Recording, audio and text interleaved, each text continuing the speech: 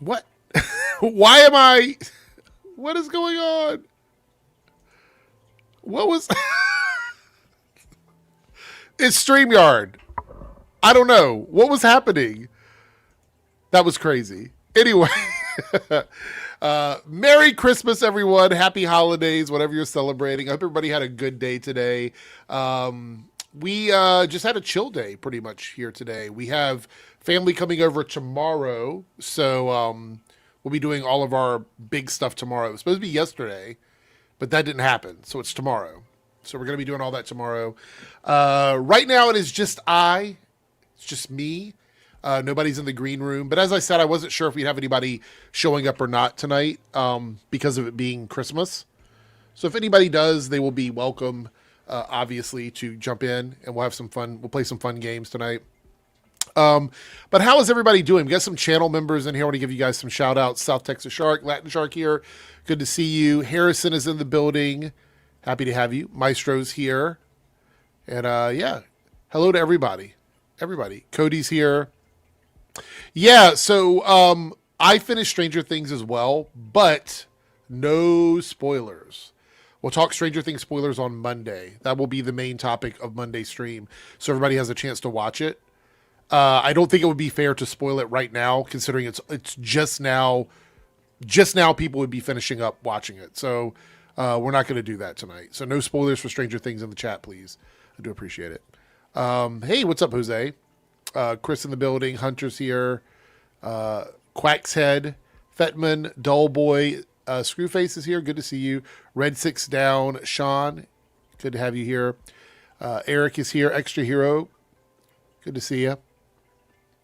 You finished Vito's live stream. I've been on a stream with Vito multiple times before, but it's been like in other people's chats. So yeah, haven't had a chance to be on with him on my stream ever. Marty Supreme later tonight for myself. Very keen. Actually, I heard the ticket sales for that were pretty good. For Marty Supreme. What's up, Bob? Bob of the old ways. Good to see you. Thank you for being here. I did add in. This is something new. A lot of people were telling me they wanted to support, but they weren't going to be able to grab merch, and they don't like using super chats. So what I did was I set up this,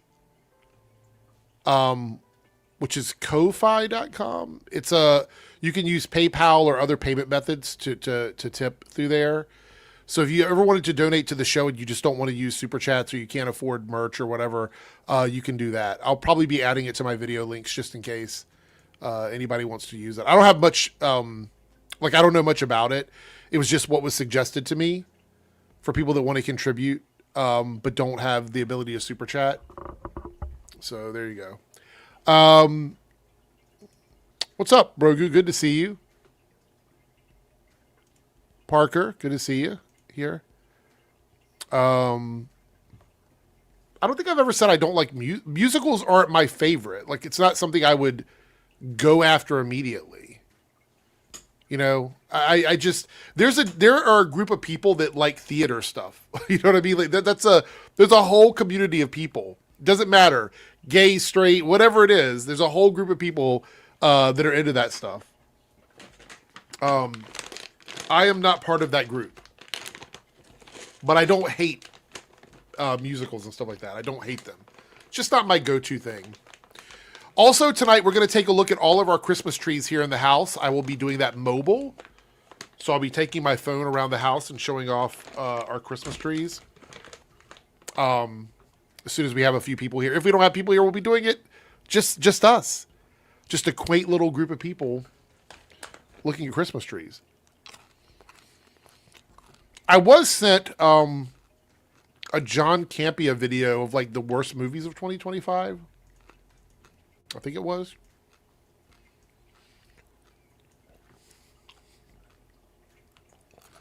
Yeah, worst movies of 2025. Somebody said that I would get a kick out of it. I am eating M&Ms. I probably shouldn't because I think they're loud on the microphone. so I won't be eating them a lot. I don't think. Pluribus is very good. I would say like a 9 out of 10 for me. 9 out of 10 show. Oh, we haven't talked about it much. But Darren is also watching it. I was referencing the fact that one of your streams you went to a movie was disappointing, but it turns out it was a musical, probably a Will Ferrell. Oh, it was the this Christmas movie we just watched. Spirited, I think was the name of it. I just didn't know it was a musical. One of the things that really annoys me, like I like Wicked, right? Wicked is a musical. I don't have a problem with it. But Wicked was advertised as a musical. We knew it was a musical. I don't like when movies do this bait and switch thing with musicals. If you're a musical, just advertise yourself as that. When we watched the trailer for Spirited, I don't think there was one song in the entire trailer. So there was no indication that it was a musical. So when we clicked on it to watch it and it ended up being a musical, I was like, what am I watching? You know what I mean? That's it. I don't like bait and switching stuff like that.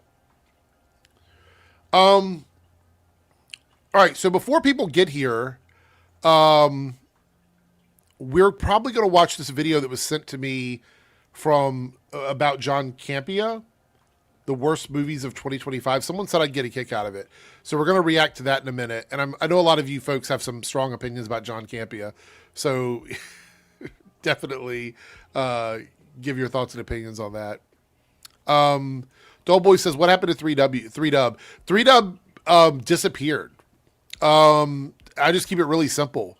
There was some stuff going on behind the scenes. Before we could even have a conversation about it, he posted on Facebook that he was not going to be joining streams anymore. He wasn't going to be coming onto streams anymore or doing live streams or whatever. He posted that on Facebook, and then he left the server, and I think he blocked everybody. So I don't know what's going on. Like, I don't know what the issue is, but I haven't spoken with him. I have no way to reach him. So I don't know what's happened to him. He as far as for me personally, I can't speak for everybody, but as far as for me, it was like everything was left on a cliffhanger. Like I never had a chance to follow up with him on anything. So I hope he's okay.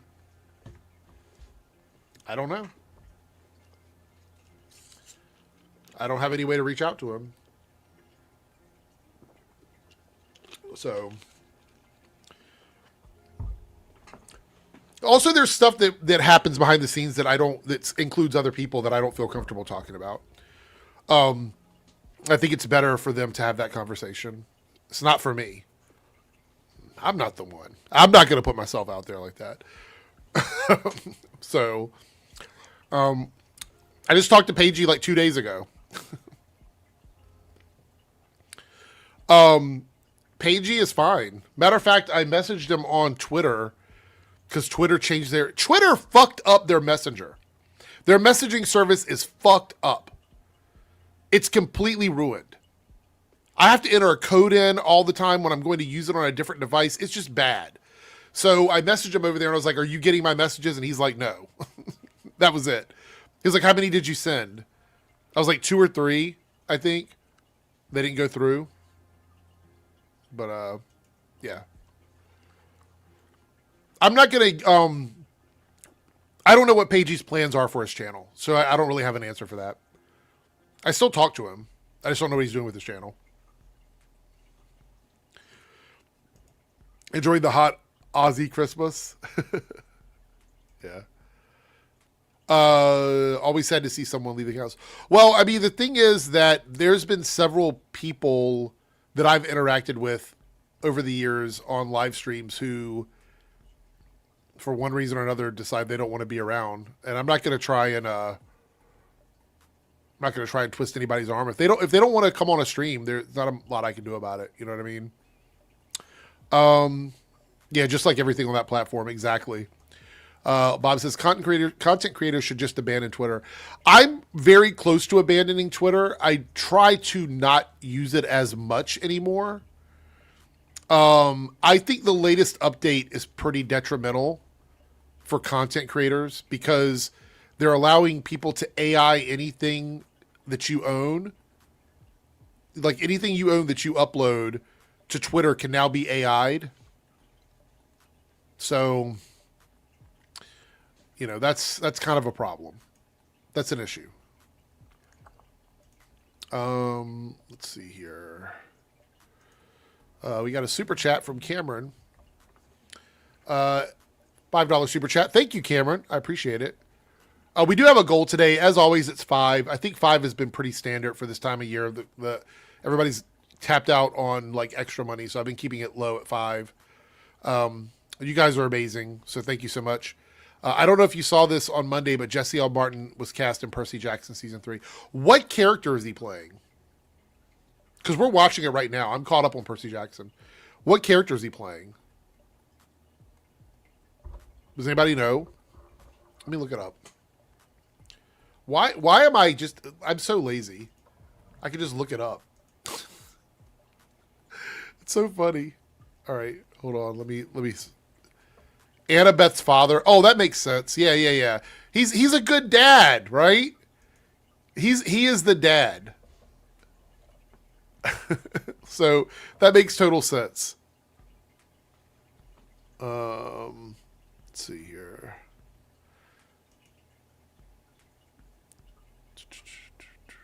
Yeah, it's a brilliant casting choice for sure. Oh, it looks like Jake has popped in. Let's see. We can add him. Cue the next door stuff. I'm waiting for that already. Where's the next door emojis? Yep, you're already ahead of it. So yeah, thank you, Cameron. I don't know. Percy Jackson. Are you watching Percy Jackson right now? Yeah. Percy Jackson gives me CW vibes. Like, not in a bad way. It just feels like a CW show to me. Right. And I mean, like, I'm tired of people using that as a negative.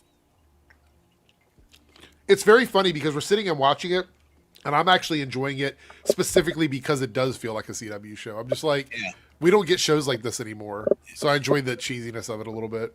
Even with a number of the cast members coming into it. Yeah, I know. They're sealing the deal. Yeah. Is Jake in Australia? It's so bright in his room. I'm absolutely not in Australia. He's actually in the same time zone as I am. So it's the same time of night. Yeah. Which is quarter to 12. I'm not next door neighbors with Pagey. He's an Aussie, right? Yeah. Okay. Yeah. No, I don't think the CW was a failed experiment. I think the CW did exactly what it was supposed to do, which was a launching platform for 2 companies. The CW was CBS and WB. I think that they were doing... The problem wasn't the CW. It was the way the industry changed, like the way the markets changed. If streaming services weren't big, the CW would have still been popular.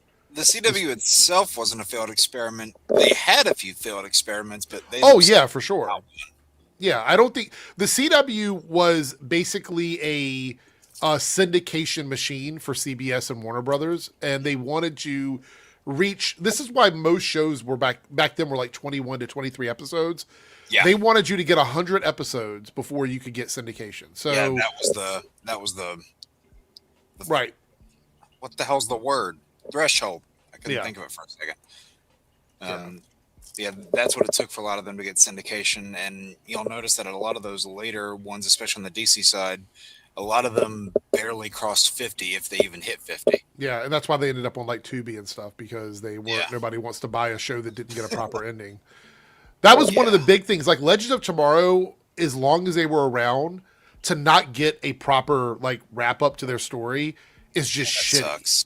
So shitty. That sucks. What got on my nerves was, listen, I get why people wanted this, but it was not the responsibility of the people running the Flash's final season to give all those other shows a proper ending that didn't get it. Mm-hmm. Yeah, it was not their responsibility. I get why you wanted it. I did. I'm not saying you. I'm just saying like all of the people that were really clamoring for that. Now, could they have maybe dedicated one singular episode to maybe just have Katie Lotz as a guest star to wrap up whatever happened? Sure. Like I don't think you need the whole team. I think it really just her, because let's be honest, she was really at that point. She was the only legend that Barry really had any interaction with. And she could have wrapped up the show by telling him what happened. She could have just simply been like, this is what happened to the team. And another character that they could have done that with is Kat McNamara, because William was still missing when she came back in Armageddon. Yeah, they could have, like, in hindsight, I know it wasn't their responsibility, but they wasted a lot of time in that season with dumb stuff. They should have just wrapped up some stories, Right. like, to be honest. Yeah. So Chris is thing on there. Yes, absolutely. I Yeah. appreciated that a lot. Yeah. And, you know, when you see him for like a moment in Stargirl, I think he's only in like one episode, and I don't even think it's for a lot of the episode, if I remember correctly. I haven't seen that show in a while. You're gonna have to refresh me, but I think he's only in like a couple scenes in one episode. Is that right? Yeah. So yeah, when I saw that, I was like, you mean he isn't much of a character here, sure, but this is already better than whatever Arrow did. And I don't even think the casting was the problem. They just wrote him terribly. Yeah. We had a comment here from Sean. Says, is it true Sadie Sink is playing Rachel Summers in the new Spider-Man movie? I've heard a lot of rumors about that, but I haven't seen anything official. It's all like this Daniel, what is it, RPK is like said, guy. oh, she's got mind control powers or whatever. Like, I don't know. You know what I mean? Like, regurgitator. I'm sorry. I will anything that comes from him. I would say this: unless Spider-Man, for some reason, is directly connecting to some sort of mutant future storyline or whatever, like directly connected to that, there's no reason to have any Summers character in Brand New Day. I'll say someone he could be playing, or that she could be playing rather. I don't know if this is true. I don't know if people have thought this. Jessica Drew / Julia Carpenter, maybe one of them. Mm-hmm. She could be playing one of those characters. Maybe, but the problem is I don't want Brand New Day to feel like a bunch of a dumping of stuff into it that connects to something else. This is supposed to be a street level Spider-Man story, right? I'm that's already the point. a little worried. I'm already a little worried that it might be going into that territory because you have Hulk, you have Punisher, who's street level, yes, and there are rumors that Florence Pugh Zelena is going to show up in this, and I'm not worried that it's going to stray away from the street level tone. I just worry that it's going to feel bloated. Well, no, I'm absolutely worried that there will be a imbalance in street level with the show, because the movie itself, you got the Punisher stuff going on, you got the what is it? I guess she's Punisher's sidekick. I don't really know what you would call her in this movie. The girl that's like the woman Punisher or whatever. Punisher. I think it might be like his prodigy or something. I don't know. Yeah, so you've got that happening, right? Then you got the Hulk stuff happening, and then you have what else is in the movie? The Yelena stuff happening. So you have all of these like street level Matt Gargan stuff. So. Right. So you have a lot of street level stuff. Dropping a mutant into it? No. I don't how does that work? I mean, wait, correct me if I'm wrong. Firestar's not a mutant, is she? It's been bounced around. She was a mutant for a while, and then she was not. I think it's changed. I'm going back to Amazing Friends to try and think if she was or not, but maybe that's who she could be playing as a little bit of a nod to Amazing Friends. Okay, so no. She's okay. So I'm thinking of something else. She is still classified as a mutant, but apparently her powers gave her cancer, if I remember correctly. Right? Wasn't that what happened with her? Because it was like the waves gave her cancer. Oh yeah. Okay, yeah. Sorry, I don't remember when that happened, but that was one of the last things I remember reading about with her character. Maybe that could be who Sadie's playing. I don't know, but that mutant would make sense because it's a nod to like Spider-Man and his Amazing Friends and all that. Right. Any version of Phoenix, Marvel Girl, Jean Grey, Rachel Summers, any of those characters showing up to me doesn't make any sense. No. Because what connection does that character have with Spider-Man? I would actually be I'll be honest with you guys. If that happens, just knowing that specific information, I would be annoyed if that happens. Yeah. Not because it might not be good, but because that's something that I just don't see a reason for it to be there based on what we know about the movie so far. And it would honestly feel like a waste of the character. Yeah. Yeah, I can see that for sure. All right, so I still have a theory going on with Spider-Man. This might not happen. I don't know, but maybe they're thinking about this. Because, Matt Gargan being the villain in this movie, with him being him becoming Venom in the comics at one point and him being Venom during the Civil War story. Yeah. That might be where that piece of symbiote at the end of No Way Home ends up going. It might go to him. Right. That's my theory. Okay. We have a $5 super chat from Cameron here, and then we're going to react to John Campia's worst movies of 2025, which we'll see what he has to say about that. Until we get some more people. When more people arrive, we'll probably bounce out of that video, but I'd like to at least see. Someone said it would annoy me, so that's why they wanted me to watch it. So people, please get here soon. I know that Legends was not everybody's favorite show after season 4, but I actually like Legends season 7. Now was that the season that went all Star Trek mode? I don't know. Or was that the season before it? I don't really remember. But my issue with Legends is, let me tell you guys what I dislike about Legends, and I'm sure the chat is going to disagree with me a lot on this, but that's fine. My issue with Legends was clearly there were a couple things happening with that show that were obvious to me as a viewer and as somebody that has watched a lot of TV when it comes to superhero stuff. They did not have enough money to do the things they wanted to do on that show. And it was very obvious because the vast majority of the episodes either required them to not use their powers or not wear their costumes or do anything like that. And at a certain point, when you have 20 some episodes a season and more than 50% of them do not include you playing the role of the hero that you're supposed to be in a comic book show, I just don't have any interest in it. I just lost interest in that. For a show called DC's Legends of Tomorrow, it's pretty hilarious how the further and further you got into the show, the less DC characters there actually were. Yeah. And they just kept putting original ones in. And then they added characters like, first of all, I think Constantine was great on the show. Getting rid of Rip was bad. I liked Rip. I didn't want to see him go.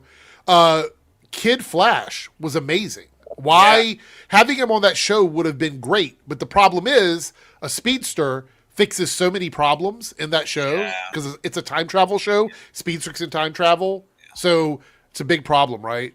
And I know Keenan was having his problems around then. So he was, but the issue for me is I think he ended up being really good in that. So and there are several characters from those other shows that could have gone on to Legends and made it feel still what it was. My biggest issue is that they, after a certain point, they just lost sight of what they were. Yeah. And like they just lost their identity after a while. Like it became a lot less of a superhero show and more of a, if I'm being brutally honest, not all too funny comedy. Yeah.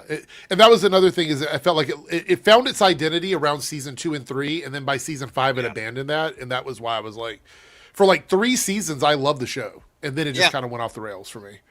But that's, I don't think everybody has, obviously not everybody has to feel the way I feel about it. You know I don't love season 1. I have a lot of issues with it, but it felt more like a DC show than half the series did.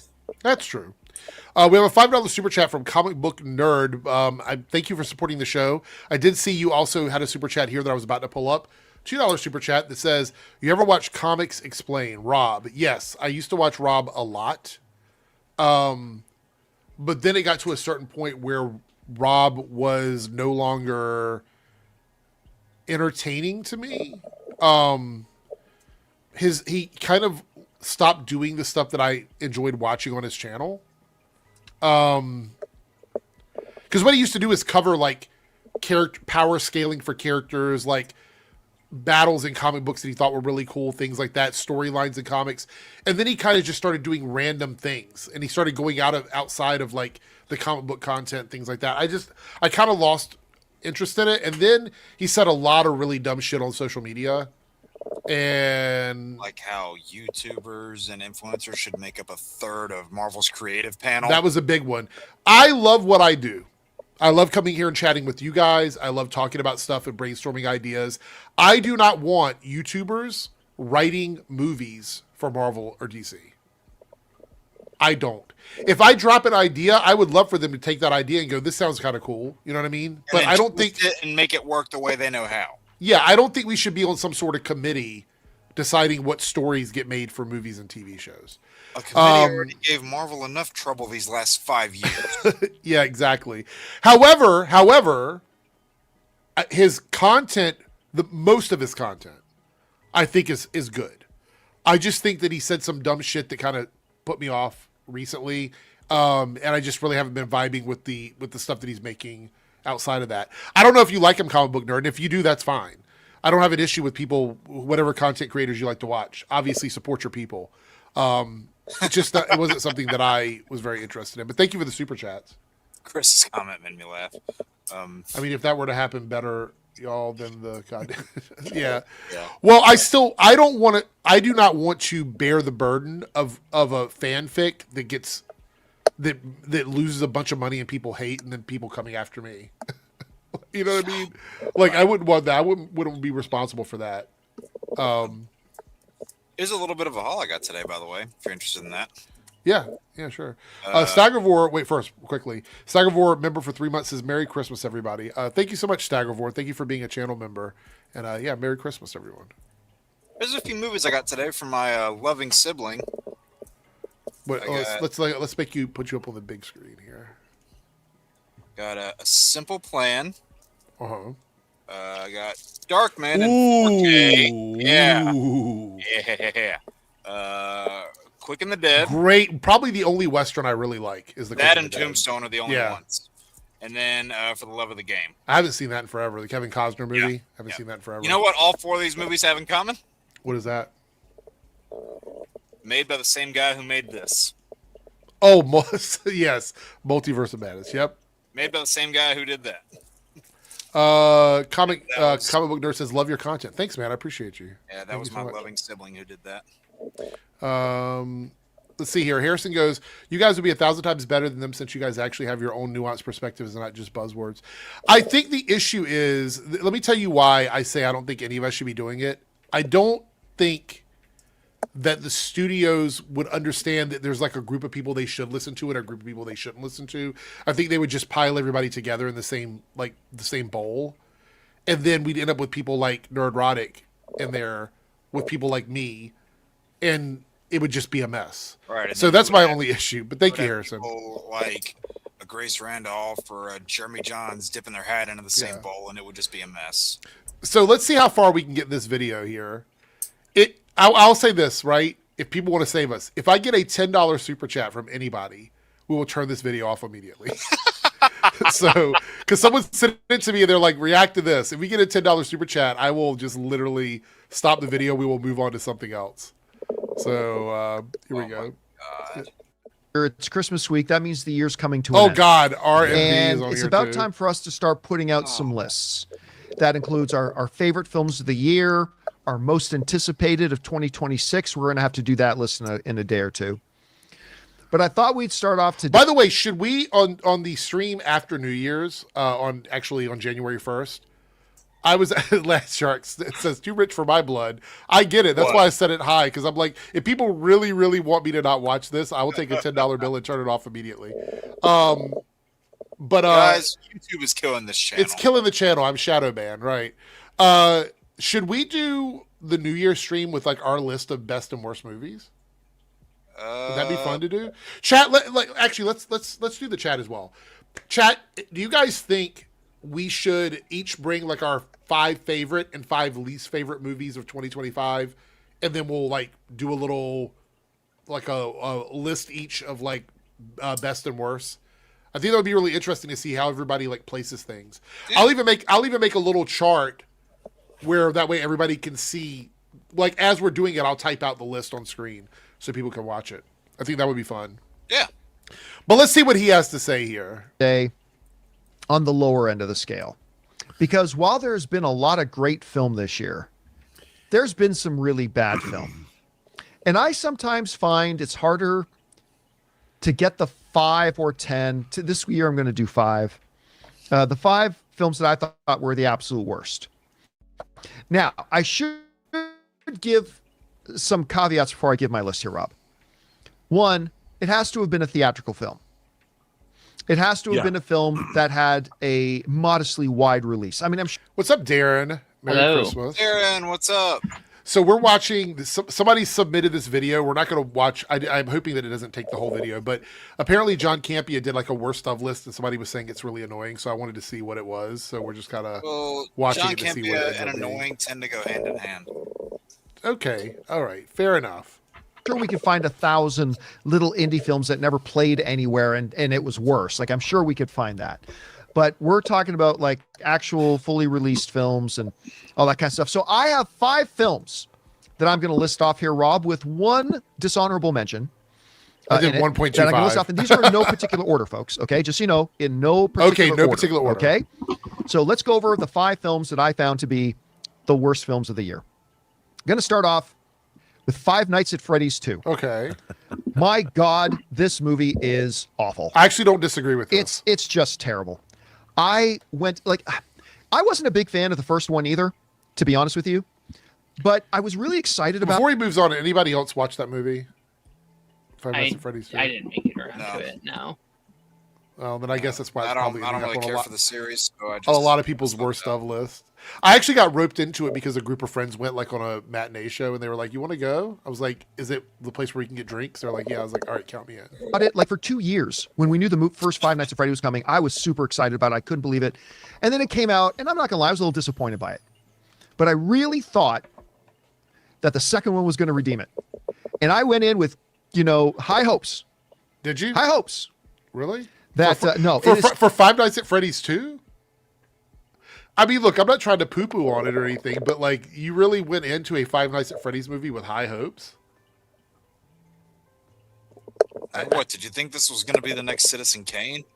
I mean, well, Parker, you don't have to hate the movie. I just didn't think it was very good. But I don't know why you would have high hopes for Five Nights at Freddy's 2 when there wasn't any major fundamental changes to what the movie was going to be going into the sequel. Anyway. Seriously, one of the most terrible movies of the year. It's just bloody awful on every single level. It's just a terrible, terrible film. So Five Nights at Freddy's 2 is on my worst films of the year list. All right. The next one on my list, Him. Oh my God. I cannot believe Jordan Peele allowed his name to get attached to this movie. And okay, so I didn't see this one. Anybody else see this one? The reviews is what turned me against it. It's one of those things where it's like I was going to watch it, and then people said don't. Okay. But yeah, I don't know. I think the Jordan Peele thing though is a little annoying because he didn't direct it. He didn't write it. He just produced it. Yeah. It's like the James Gunn Supergirl shit. Like. Yeah. Well, Jordan Peele's also produced other things that weren't great, but he's not the person that wrote it or directed it. So, oh no. Look. There goes Jake. Are we doing this again tonight? Anyway. For those people who are still confused by this is not a Jordan Peele film. Jordan Peele did not direct this film. He did not write this film. I don't know why I think it's out on streaming now. This was a movie that was trying to be... It was out on like digital after. Rob, it's hard for me to say. Like when you looked at the trailers, it looked like it was trying to be some high concept psycho thriller with like some supernatural element to it and like wild characters. It's just terrible. And it made no sense as it was going along. And then they do these reveals and you're like, that made no sense. And I remember I came out of the theater because I first saw it on its open. So the good news is it feels like he's going through his pretty quickly. And that means that Robert is probably second. We're not going to watch his. Definitely not going to watch his. But we'll listen to John's next night at a movie meetup. I think it was where was it? Might have been in Albuquerque. Anyway, I was at a movie meetup.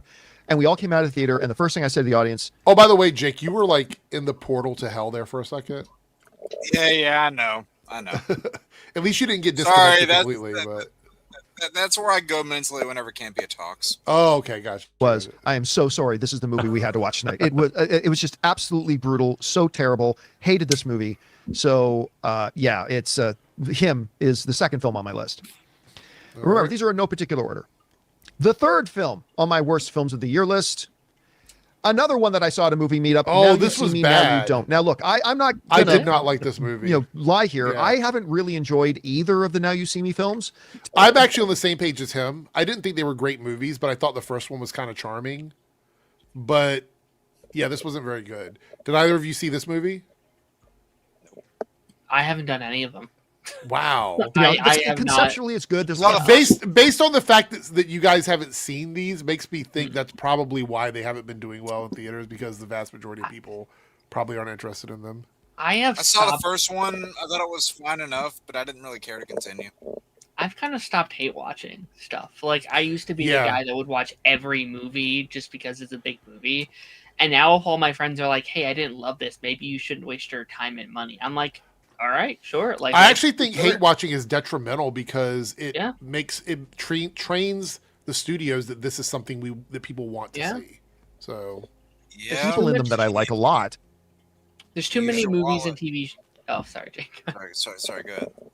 I was just gonna say, like, there's too many good movies and TV shows out there that I haven't seen to waste my time on stuff I am not going to like. So if you use your wallet instead of your keyboard, it sends a better message. True. But I can't believe they even made the third one. But listen, make no mistake, the Velma third one actually made was some a money. confirmation this of movie, that Now You very See Me, thing. Now You Don't, it actually made some money. So get ready to see a fourth one, which is a shame because it's going to dumb down the population even more. This is a movie that, again, just every single scene, every single beat decided to say, it wasn't now, good. I'm not what's the disagreeing logical with them thing on to this do? at all. And let's do the opposite. I wonder which one of these 5 is going to be the one that annoys me, because so far I don't totally disagree with him on any of these, really. And by the end of it, I was just, I couldn't eye roll any harder. It's just a terrible movie. And so Now You See Me, Now You Don't, the third film on my list of the worst movies of the year. All right. Number 4. And when I originally saw this movie, I didn't like it, but I didn't think I'd put it on this list. And then I thought I'd give it another chance, and it dropped even more in my estimation. The Amateur. What movie is this? This was a movie that should have been great. Oh, that Rami Malek movie? movie? Great cast. The concept is not a new one, but it's a tried and true one. Was it a streaming movie? Either husband or father who unjustly lost their wife or daughter. I don't remember seeing this at all. Darren, you're muted. It is a tried and true formula. Like early in the year, like January or February. It should have been fantastic. No, this wasn't bad. It was terrible. You saw it? You saw that one? Yeah, it wasn't bad. It looks to me like a generic, like, spy thriller movie. I don't know if that's what it is, but that's what it looked like. But, I mean, besides Lawrence Fishburne and Rami, for what it was. Yeah. Malik, you also had John Bernthal in there, and John Bernthal so was many in great it? people, and it just ended up being completely awful. So I ended up putting. I wasn't originally going to, but I did end up putting The Amateur on my list. All right, the last one on my list of my 5 worst movies of the year had to include Megan 2.0. Oh. And unlike Five Nights at Freddy's and Now You See Me, where I didn't really love the original ones of those, I really liked the first Megan. Yeah, the first Megan was I great. had a ball with the first Megan. I thought it was fun. It always had its tongue firmly planted in cheek. It was just a really fun time. It was and so when they announced that they were doing the second one, I was very enthusiastic for it. They showed that they were going to up the action for it. All that's good. And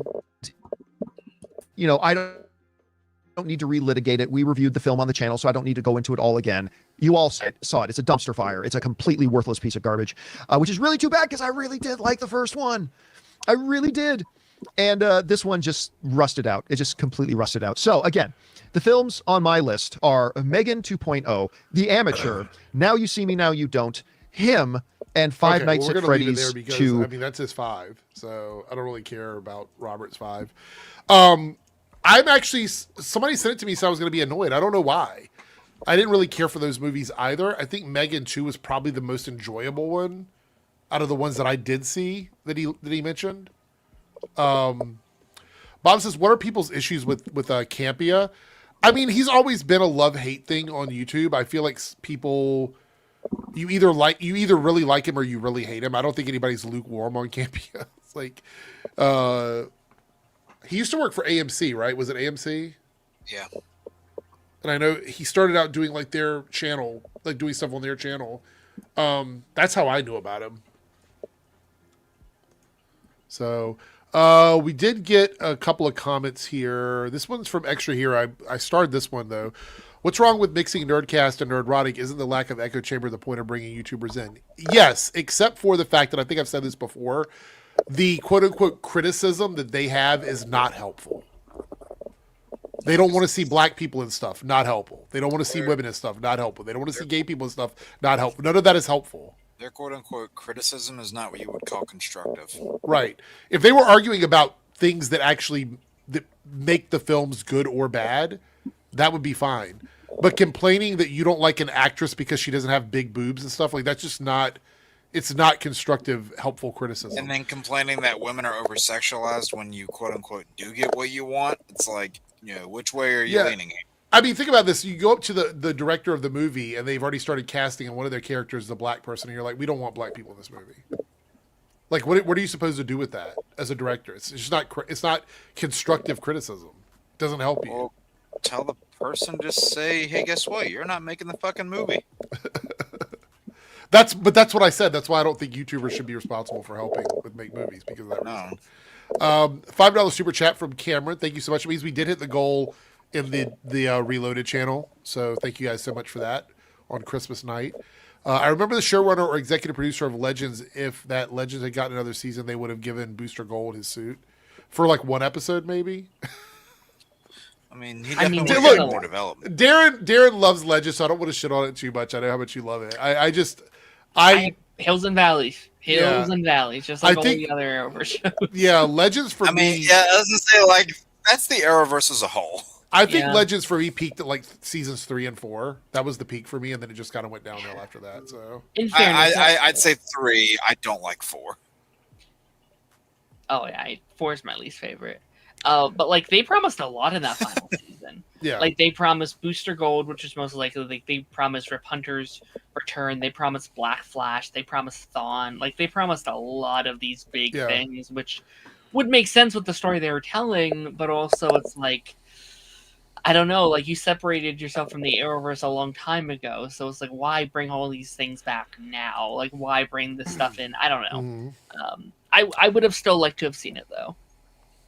Yeah. No, I think it should have got. Before you got here, I said it was a shame that they didn't get a proper ending because I think that was one of the biggest problems of the show, getting not a proper ending. Said the same thing. We have another person in the green room here. So Joe has arrived after being sick and dealing with bad news and sad news. Joe is here. How are you feeling now? Are you feeling better? Or it's probably been the worst Christmas of my life, but I don't know. What can you do? You did upload a video of you going to have a Philly cheesesteak that I watched, but like half of it I didn't finish it because that video was shot several days ago, and I just didn't have any drive to upload it. Right. But yeah, which, by the way, from what I did watch of it, and I'll watch the rest of it later, you weren't too impressed with it. So. No, it was. It was. Is this the place that Kingpin was the best Philly cheesesteak? Is that where this was? Kingpin? Oh no. That place doesn't actually exist. No, he named a place in King of Prussia. Like, oh yes, the best cheesesteak is in King of Prussia, Pennsylvania. But then he named a restaurant that doesn't actually exist anymore.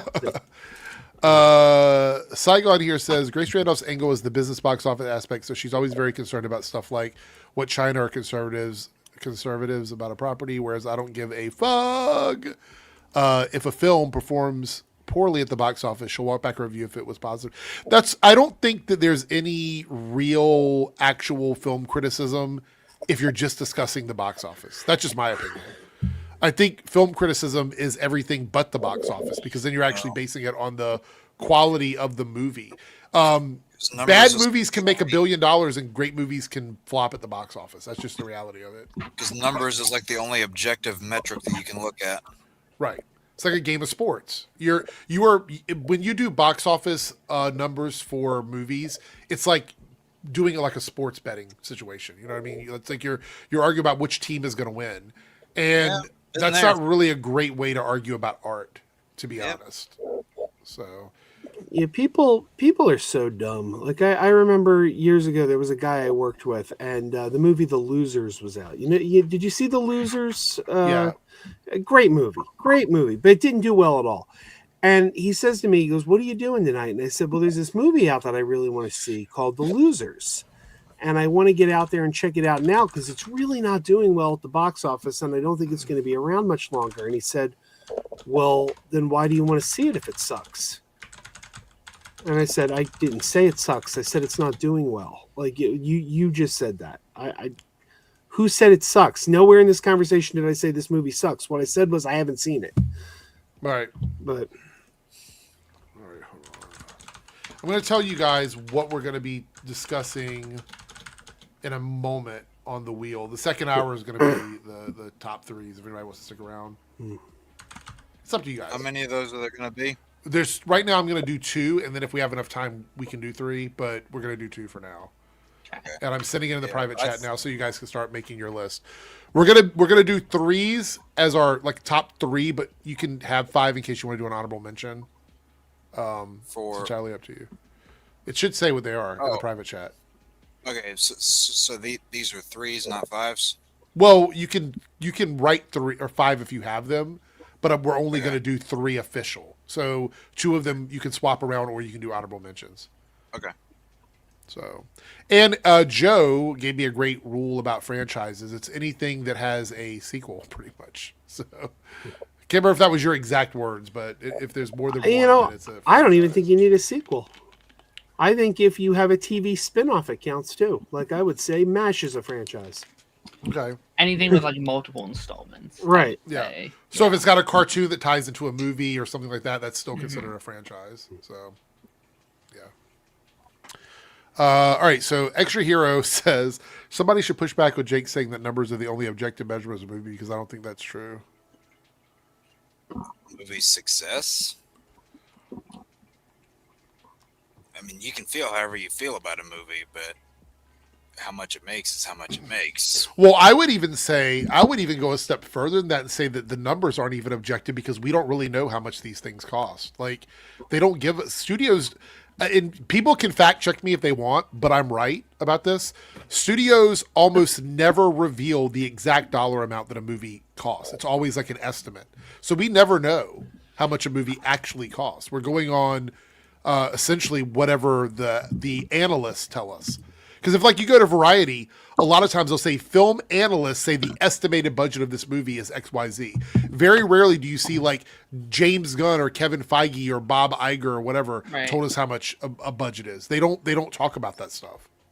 Right. When I say numbers is a quote-unquote objective metric, I mean compared to a lot of the other discussions you have about the film. You know, well, yeah, whatever you want to say, all of that's subjective. Right, because if I tell you I like the soundtrack and you don't, there's no objectively right or wrong answer to that, right?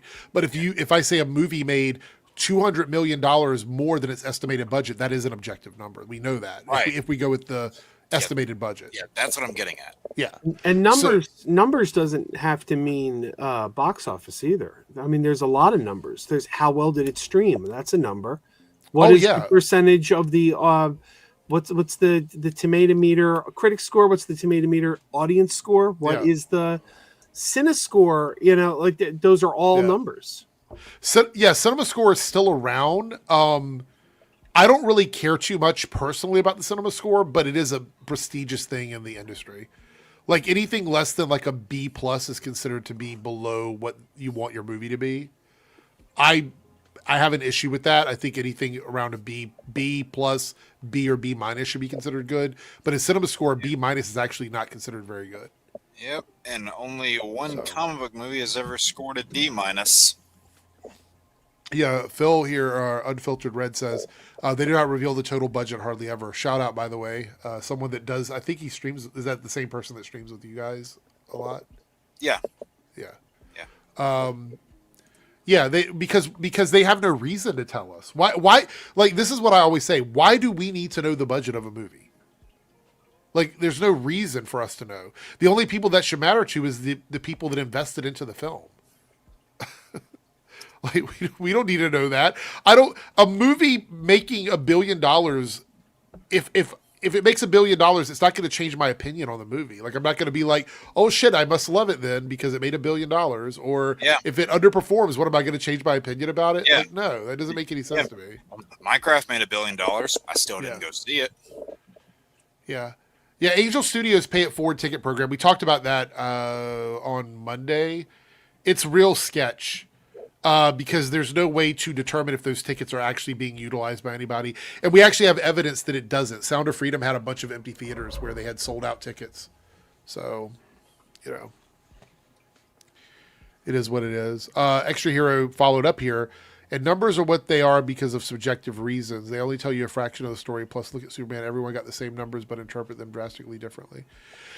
Well, interpretation is not the same thing as like is math, right? So interpretation means that you're going beyond what the numbers actually tell you. And you can spin numbers in different ways. Obviously, that's what people do when they're in, the world of analysm. You know what I mean? Like that's what that is. But if we're talking about like looking at numbers, there is some objectivity in the math that doesn't exist in other aspects of film criticism. So I'm not going to push back too hard against what Jake is saying, because I sort of agree that when it comes to like online battling, the only real objective thing you can sort of argue about if you're doing box office numbers is the math. I think the issue is that they don't count ancillary income.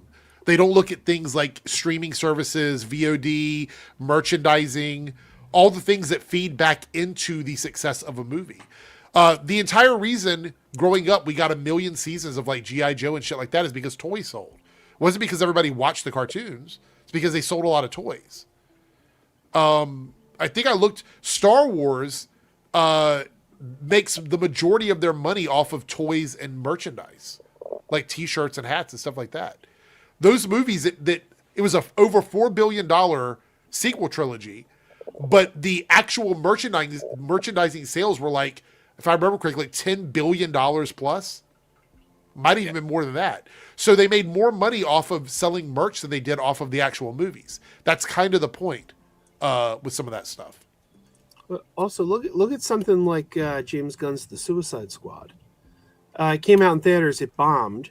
Right. And you'll have like all these like chuds that are like, oh, that movie was a disaster. It was a box office bomb. But they leave out the fact that it premiered on television the same day, and it was the second highest streamed movie on HBO Max, and it was the direct precursor to the Peacemaker TV series, which was a massive hit. Right. So that ties into the success because that spawned this, which was a massive hit. So therefore, that's a part of that success. Right. So, but I understand what Extra Hero is saying. Yes, there are ways to spin numbers to make them look a certain way, and that's fine. But there's still going to be cold, hard numbers at the end of the day that people are going to be looking at. And even if you spin the numbers a different way, I can always hit you back with, like, objectively, the movie made this much money based on what information we have. But I understand what you're saying, Extra Hero. And, but I also think that there's just, the math in general is pretty sketchy because they don't include everything. So that's kind of the problem. I did have a couple small things to talk about while we have a few minutes before we get to the second hour. Let me go over here.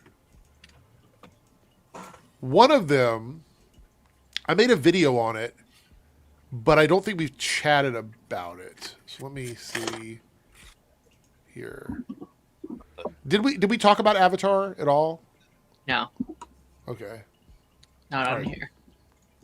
And I know that I love the Avatar franchise, so I know Darren and I probably have a pretty strong opinion about this, but I don't know if everybody else loves it or hates it or whatever. The Legend of Aang: The Last Airbender was originally going to be released in theaters, right? Yeah. Avatar 7 Havens, I think, was always going to be streaming, but it was also Nickelodeon, if I remember correctly. Yes. Now they've decided that both of these projects are exclusively on Paramount Plus. We're not getting like a theatrical release and then it goes to Paramount Plus. It is just going to Paramount Plus. This is confirmed through Hollywood Reporter and other outlets as well. Darren, I talked about it in a video, but I don't think I've heard your thoughts on it. What do you think about this overall? Oh, I'm devastated. Yeah. Truly, like, this is my most anticipated movie of next year.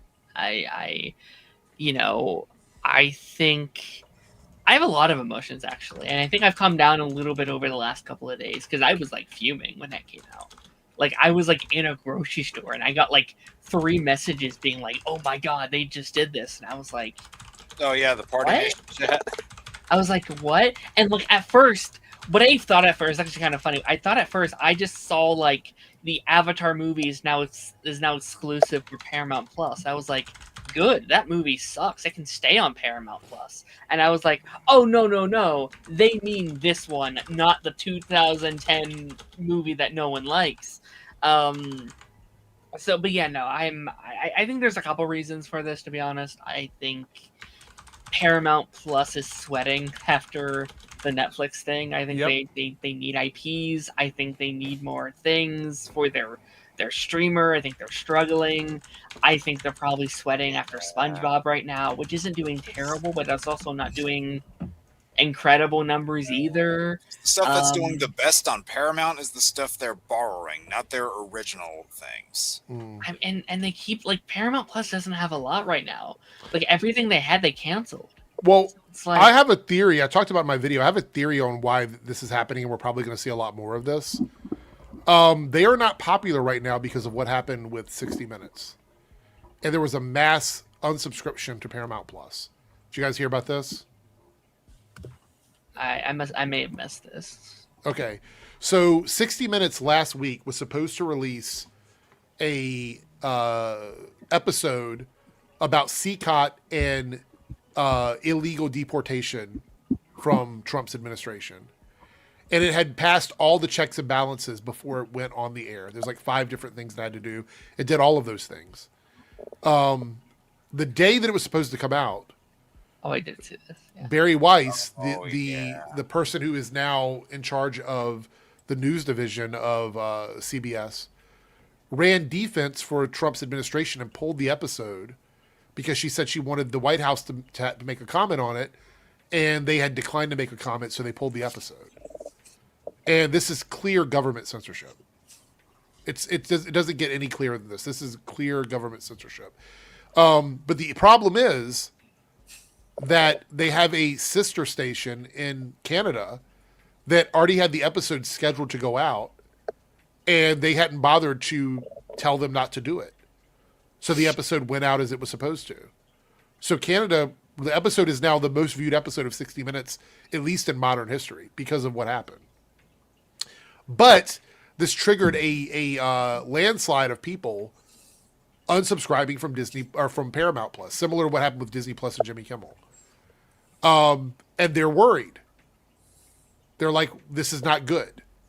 So they're trying to stick things like this on Paramount Plus exclusively to force people to resubscribe to watch it because they don't give a fuck about theaters. Remember when they said that they wanted to buy Warner Brothers because they were like, we want theaters to do well? Yeah. This is a clear example of that not being true. They're lying just like everybody in the administration lies. They're lying about it. They just want access to... you mean people in the administration lie? What? Yes. Yeah. So essentially, they were like, we need to make people subscribe to Paramount Plus. So we're pulling this from theaters. I am so tired of politics getting in the way of this shit. I'm so over it. For years, we heard from so many people in the Chud space that politics and entertainment were intertwined. It never was, but now it is 100%. You can go back to any administration we've had other than Trump's administration, and the government has never intervened in entertainment the way it's doing now. And so this is a casualty of that. This is a direct result of that. And it's not going to be the last thing. We're going to see more projects that were supposed to be elsewhere get put behind Paramount Plus's paywall so they can bolster their subscribers up again. What was that, Jake? Sorry. I said back then they always felt it was beneath them. That's why they never bothered with it. Yeah. But moving on from the political stuff, this is extremely detrimental to the Avatar brand. This is bad. They're ruining a brand, essentially, or trying to ruin a brand because of whatever's going on with them. And it doesn't make sense. You take one away from Nickelodeon, you remove one from theatrical release. The theatrical release is the bigger problem. It sucks that the Nickelodeon thing happened, but you were probably still going to be watching it at home. The theatrical release is devastating. Yeah. I also just want to say, like, this is like the launch of a studio. This isn't just like, oh, it's some little thing. No, they launched Avatar Studios, and it was supposed, like, I assume one of the big, like, financial supports of this is like, okay, we're going to do this thing, and it's going to be on the big screen. We're going to make money to finance our other movies. So I'm so concerned about the future of this. like, can streaming numbers support an entire studio? We were supposed to get prequel movies and a Korra movie and a Zuko movie and TV shows and so many of these various things that I'm just not sure if this is going to happen. I'm not sure. The Dexter fan base dealt with something very similar a couple months ago, where they were trying to build out an entire universe with Dexter. They had the main show, they had a prequel airing, they had another spin-off plan, they had all these plans, and Paramount's like, cancel all the other stuff, just focus on the main show.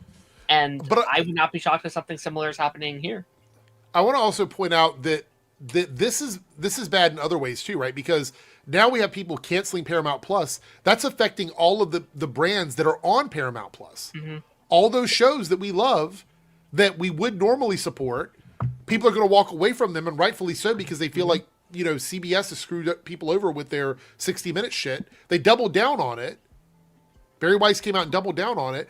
And now a lot of those shows are probably going to be in jeopardy because those numbers are going to look bad. Yep. But on top of that, this hurts their argument to get Warner Brothers. So there is a silver lining to this, right? So if Warner Brothers tries to push back against them to take Netflix instead of them, they could say, well, you just removed a brand new IP from theaters and threw it behind your streaming paywall for no reason whatsoever. And I think it would have done good. I think it would have done I think Avatar has the fan base that can carry. I think people saying it would have been $1 billion are over exaggerating. It would not have been $1 billion, but I think it would have done. But also I've heard people being like, it would have flopped at the box office. No, it wouldn't. No. Right. Avatar has a massive fan base here in America, and especially outside of America. It has a massive fandom, and also just like animated kids movies do well in theaters. Like, let just kids show up to the movie theater to watch it. And I think the fact that they cast like big actors, they cast like Dave Bautista and Kiki Kwan and Taika Waititi and like these big Hollywood stars, you didn't have to do that. You could have casted just voice actors to do this movie. Mm-hmm. And the only reason you did that is because you were trying to market to the casual audience that would have been seeing this on the big screen, and names help movies do it. Like, it's so Stephen Young, exactly, Parker. Like, there's so many incredibly huge actors in this to be like, it's a streaming movie. Who cares? Yeah. What I'm tired of people saying is that they want to pretend that the Shyamalan Airbender movie, which a lot of people like to forget about, no one likes it, that they want to pretend that is like still affecting the brand now to this day. If anything, it's done the exact opposite. It made people appreciate the older cartoons more because they're trying to forget whatever the hell that movie was. And the fact that one got to be a theater movie and this one doesn't just pisses me off. It's kind of ridiculous. And I would have hoped that they would have done the same switch around like you saw with Lilo and Stitch, but that won't happen now. There's like a small tiny part of me that wants it to be like a Sonic situation where it's like, actually we listen to you guys and it is going in theaters, but I think that's just like, I think Sonic is just such a visual outrage that could be memed to death, where this is not on that level, unfortunately. Joe, you wanted to say something? Sorry, Joe. You mentioned people saying it was going to flop in theaters. Irrelevant. Yeah, absolutely. I see irrelevant. Short that here. Yeah. If there's one thing that we have learned over the last couple of years, time and again, and it's been proven time and time again, movies do better on streaming after they've had a theatrical run. It doesn't matter if the film was a success or a failure in the theater. They do better because the fact that they got that theatrical run tells people this was something worthwhile enough that it went to theaters. And then they seek it out on streaming. So if they were going to stick this right on their streaming service, it's actually more valuable to them on their streaming service after it's played in theaters, no matter how it would have done in theaters. Yeah. And also, again, like you said, it doesn't matter if it was good or not. It should still be there. We've heard the exact opposite. Every person that has come out that worked on the movie, all the animators, all the artists, all the people that worked on it have said, this is one of the best things we've worked on. And this is a beautiful film that honors the legacy of the brand and the franchise. So it's like, I don't know. I think we've talked about this many times, Eric, but I do think there is just a distrust and a disrespect for animation in Hollywood. Even more so, 2D animation in Hollywood. This would have been, if I remember correctly, it was supposed to be a 3D, then they switched it to 2D along the lines. This would have been a 2D animated movie in theaters. Like, we have been pushing for this kind of stuff for a very long time. We saw that same disrespect this year with the Looney Tunes movie, which was very, very good. That was a 2D animated movie in theaters. It did not get the marketing push. The main Warner Brothers branch did not want it. It almost got canned forever. Like, we gotta be supporting these animated movies better. We gotta be treating them better. Zootopia right now is on its way to $2 billion at the box office, and I know that's Disney, and I know that's a different energy, but we gotta have faith in these things. Yeah. Cody here with a $5 super chat and a channel member. Thank you, Cody. It hurts a whole lot also because Aang is a genocide survivor. This would have been good for Aang as a character. The upcoming movie. Yeah. I mean, there's just so many things about this that are baffling to me. And going back to Short Car's comment as well, to go even further, the timing of this is too coincidental, right? Like, they had a bunch of people unsubscribe from Paramount Plus because of what happened with the CBS 60 Minutes episode. And then within days, they're like, oh, wait, this big theatrical movie with the franchise that people love, that's going to be locked behind Paramount Plus. Yeah. It just doesn't seem like it was an organic decision. It feels like it was a knee-jerk reaction to what is going on politically with them. What Cody here says is true, though. I mean, like, there's a story there that's it's not just good for Aang. I think the concept of dealing with survivorship after something like a genocide is really important in today's world, and I think it would have resonated with a lot of people.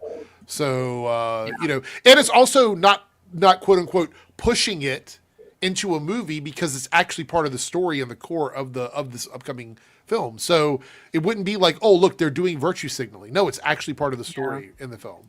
So Avatar is one of those brands that I think raised an entire generation on values and what it means between right and wrong, and it has so many incredible lessons. And I think we talked about this a couple months ago, but like, I do hate that so many incredible characters and IP is owned by Paramount. Like, I think Star Trek, Turtles, Avatar, a lot of these Transformers, a lot of these iconic characters that are actively fighting against these same issues that it seems like Paramount is siding itself with is so disappointing, and they deserve so much better. yeah.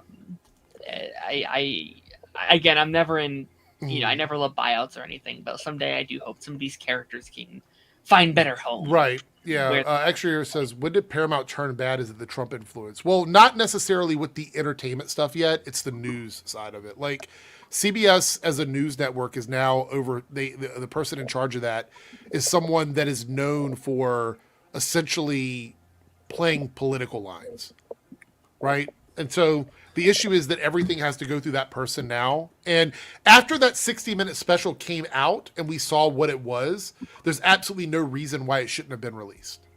And that's the scary thing, is like, it's got racked up millions and millions and millions and millions of views. It's the most watched 60 Minutes episode in modern history, maybe in all time. And they did that people watched it because they did this. It's a Streisand effect. They tried to cover it up, and then everybody went and watched it. They would have been better off just releasing it as it was. But they made the mistake to do that. We had a comment here. Where is it at? And then we'll move on to one of the lists. We're going to do franchises first, by the way. That'll be the first list. Okay. You guys saw the drama on Daniel RPK being canceled, getting called out. He's behind multiple accounts leaking stuff. What? Does anybody know anything about this? Yeah, someone posted it in your Discord, actually. Really? I didn't see that. When so was it I didn't posted? read it all because it was like 12 pages long on Reddit, but I was like, oh, that's something. Oh, it's in the general tab. Okay, I was looking at the Nerdcast production. Let me see this here quickly, though. Yeah, that show category is pretty big. Kidding. Yeah. Twitter scoops Daniel RPK and My Time to Shine Hello are being accused of being the same person.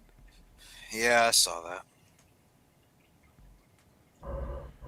Let's see. says, due to the new Twitter account based in location feature, we can tell both My Time to Shine and Daniel RPK are based in West Asia.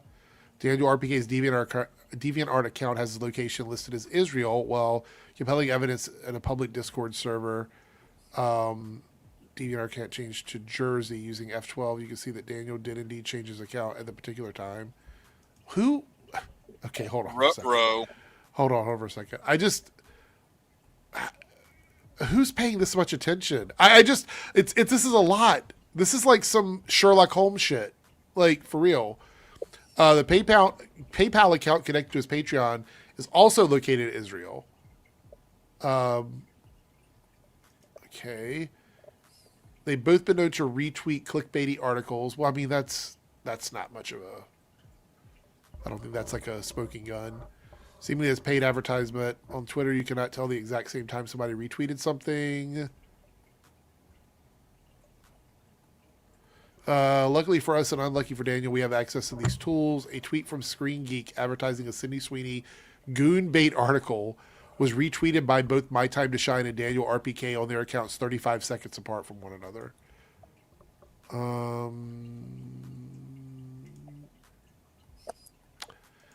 I don't know. I don't know about this one. I'm not saying it's not true, but for people who are always, say for example, you're a Twitter person and all you do is sit on there all day, there's a high probability you're going to see something the same time somebody else sees something and you're just going to retweet it. You know what I mean? Like, one instance of them doing that together isn't enough for me to be like, case closed. You know what I mean? Right, there's not enough evidence. But they totally could be the same person. But my opinion on scoopers is the same. So I don't care if they're the same person or not. Essentially, for me, it's like I don't like scooping in general at that level. I think it hurts entertainment, in my opinion. So, an anonymous sent a 99-cent super chat. Thank you so much. I do appreciate it. 99 cents used to be able to get you so much. I know. It can get you like a quarter of a pack of gum now, maybe. We'll see. I don't know. But thank you for the super chat. I do appreciate it. Short Car says, why is this a big deal? It's obvious these people people run multiple accounts. I don't know. I don't have time to do all that investigative stuff when it comes to things like that. Darren, you're muted. I don't know if you're trying to talk about. They're not paying you to play junior detective, Eric. I don't care. I don't know. Yeah. I think these guys are always a little unethical in their, like, I mean, I think if you're scooping at all, you're kind of already unethical. And I don't know, like, both of those people, if they are the same person, have been, I don't know, they've had some bad takes and they've done some very unethical things online to begin with. So it's like, it doesn't really. Is roboting for everybody else? Little bit. Am I roboting? iRobot? What's happening? I think StreamYard is having an issue because everybody's kind of like doing it off and on. Whoa. Yeah, you guys hear me okay? Yeah, I can hear you. Yeah. Okay. Interesting. All right, so 199 super chat. Did your friend like the jockstrap gif? I never actually purchased that for anyone. It was a joke. Damn. Yeah. Darren's like, damn it, I was looking forward to that. Sorry for that. But yeah, that sucks. Yeah, no jockstrap gif. Actually, so I'm lagging too. That's crazy. So it's a StreamYard thing because I'm not getting any signal issues. Oh, that is such a true statement. Scoopers who call themselves reporters are jokes at best. That is so true. If it keeps happening, I'll back out and jump back in. But yeah, I'm not getting any like normally StreamYard will tell you like up in the corner if you're lagging or not. I haven't seen it. Yeah, it'll say like having trouble connecting or whatnot. Yeah. So yeah, because everybody's saying it's me, but I'm not seeing any issues on the StreamYard side. But then Jake was disappearing. That was not me. Jake was disappearing a little while ago. Wait, you're not me? Yeah, not you. All right, so we got the wheel. We're gonna do top 3, I guess, best franchises in our opinion. And well, there shouldn't be any overlap here. Yeah. Well. Also, at the very end, you can give some honorable mentions. So there's that. Let's go ahead and we're gonna. Oh wait, Best or our favorites? Wait, you got more? no. I saw Joe get up. I thought he was leaving. You can. It's interchangeable with it, Darren. Like whatever you choose. Like if you want to do favorites, you can. If you want to do best, you can. It's entirely up to you. For me, those are interchangeable when you're talking about your own personal list. So, all right, let's spin the wheel. All right, I have some. Don't worry, Darren. I shouldn't take any. There's one on here. Ooh, is it rigged? Me first? You would Is do it that, rigged? wouldn't you? Man. Even on Christmas, you would do it, Darren. Oh, you're looking at your shelf again. Well, yeah, So- I have a lot of franchise stuff on my shelf. Isn't there one franchise that takes up over half of your shelf? Yeah, well, there's a couple that take up half my shelf. Oh, there's that one too. Shit. All right. So I'm first here. And I'm going to pick a little known franchise that I don't think anybody else is going to pick. But I've enjoyed it for a large amount of time. And it's the MCU. So the MCU is my first pick. I've never heard of it. So, Oh, yeah. I love the vast majority of those movies. A lot of them are nostalgic for me in different ways, specifically the Infinity War era.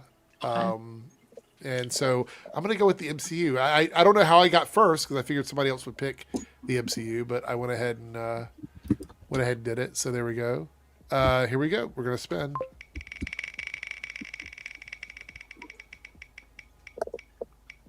And we have Jake is up next. Nice. All right. All right. Go ahead. So I'm going to go back a couple decades here.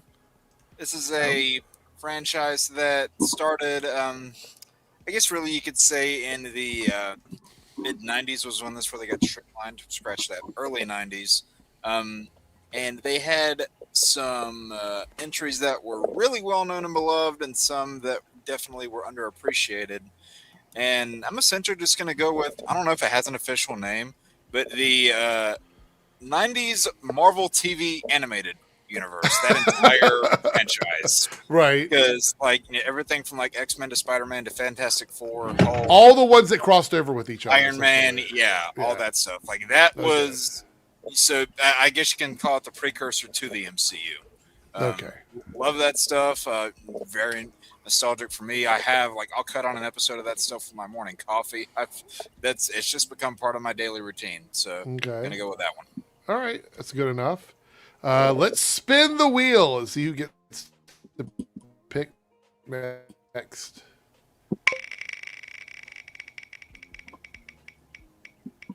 Ooh. Oh, Joe is up. So Joe, give us one of your favorite franchises. Absolutely Star Trek. Oh, Greatest franchise of all time, Star Trek. There we go.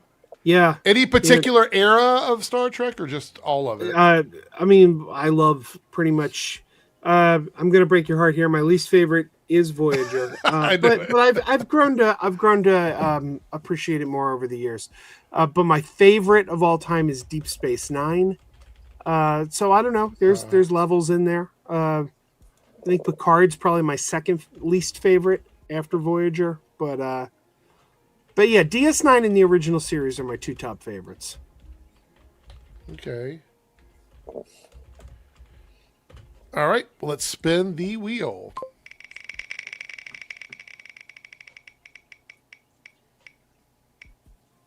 Oh, no love for Darren tonight. No. Damn. Wow. Joe gets to go 2 in a row. So what is your second one, Joe? The Muppets. Hey. Oh, The Muppets. And good That makes one. sense. Since I just gave you Star Trek and the Muppets back to back, I will go an extra step and recommend a podcast. If you like Star Trek and the Muppets, there's a wonderful podcast out there called the Muppet Trek Podcast that does one-to-one reviews of episodes of the original series and the Muppet Show for the first couple seasons.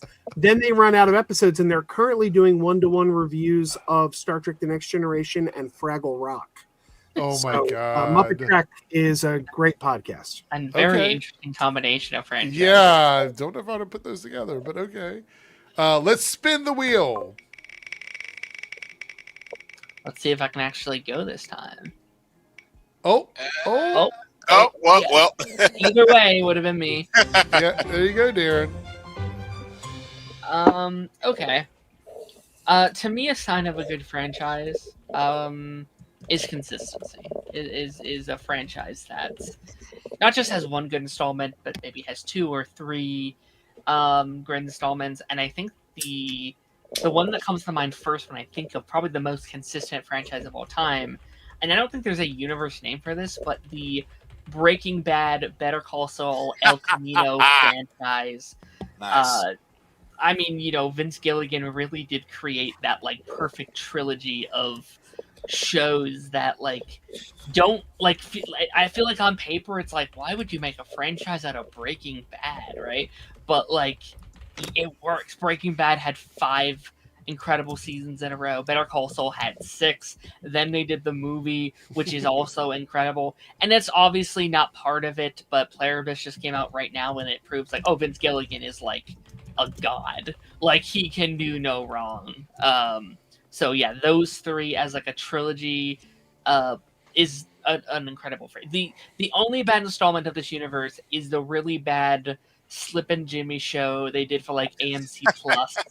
I haven't even watched it, but I've just seen the clips and stuff. And it looks really. It's not great. So even that one, yeah. Even the worst season of Breaking Bad, which I don't know, you might disagree, Darren, but I don't want to say worse as if it's bad, but I'd say the one I enjoyed the least is probably season 4. But I still think it's a great season. The worst season of Breaking Bad is better than 99% of shows on television, in my opinion. Yeah, when that is your worst season, it's good. Yeah. Okay. Let's see who we have next. Season 4 Pluribus has been excellent, by the way. Skylar, right? I noticed I'm only on this list twice, I think. Oh yeah, Darren's only on here twice. Okay, I'll add you again quickly. Hold on. All right, so how did that happen? I just went through and clicked boxes again. Here we go. There's another one. That should add you back on. Okay. Joe, you're up. And I think this is your last one, right? Yeah. I was I was all set to say one franchise, but I'm gonna pivot because I don't know how I could have forgotten my 3 favorite movies of all time. This one's also for my good friend who we just lost, Adam the Woo. Right. It was his favorite movie too. Back to the Future.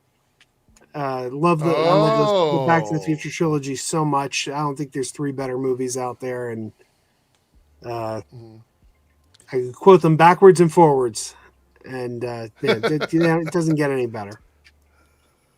Well, there we go. Back to the Future. Great trilogy. Here we go. Who do we got next? I feel like Darren's going to get a shot here. No, it's going to go back to Jake. Nope. Man, we're going to be it's just going to be me and Darren at the end, I feel like. All right, Jake, what is your next one? So, this one's going to come as a shock to absolutely nobody, so I might as well go ahead and do it. Okay. This is another trilogy of movies, although thankfully we got to kind of see bits of this universe in a 4th installment. And I'm going to head and go with Sam Raimi's Spider-Man trilogy. I had to do it. Oh, there we go. Love that series to bits. If I had to pick one film trilogy to just stick to for the rest of my life, I would pick that one. I don't even know if I showed this off. I showed I think I did. I showed. I actually have 2 things here. Not only the strip of film that I got signed by Raimi, I got signed by him himself, but a second thing that I have here in my other hand is this was actually an official thing that somebody got me signed by Tobey Maguire. So, Oh yeah. yeah. Oh, there we go. Jake, I feel like you could help us go a step further and just say had to do that. Love those films to bits. Like me and my brother and one of my best friends, we really bonded over that stuff growing up. We still quote not only the films to each other, but the movie tie-in games back and forth to each other. So that was just a lot of bonding experience for us. So yeah, had to go with that. Okay. Jake, I feel like you could go a step further and just say Spider-Man as a whole, as a franchise. Like I think it all. I was thinking that. I was. Yeah. Like Spider-Verse as a whole. Yeah. I mean, they've really gotten lucky with Spider-Man as a character with how many beloved portrayals there are. Oh my God, it is going to be me and Darren at the end for sure. All right, Jake. Just finish it off, Jake.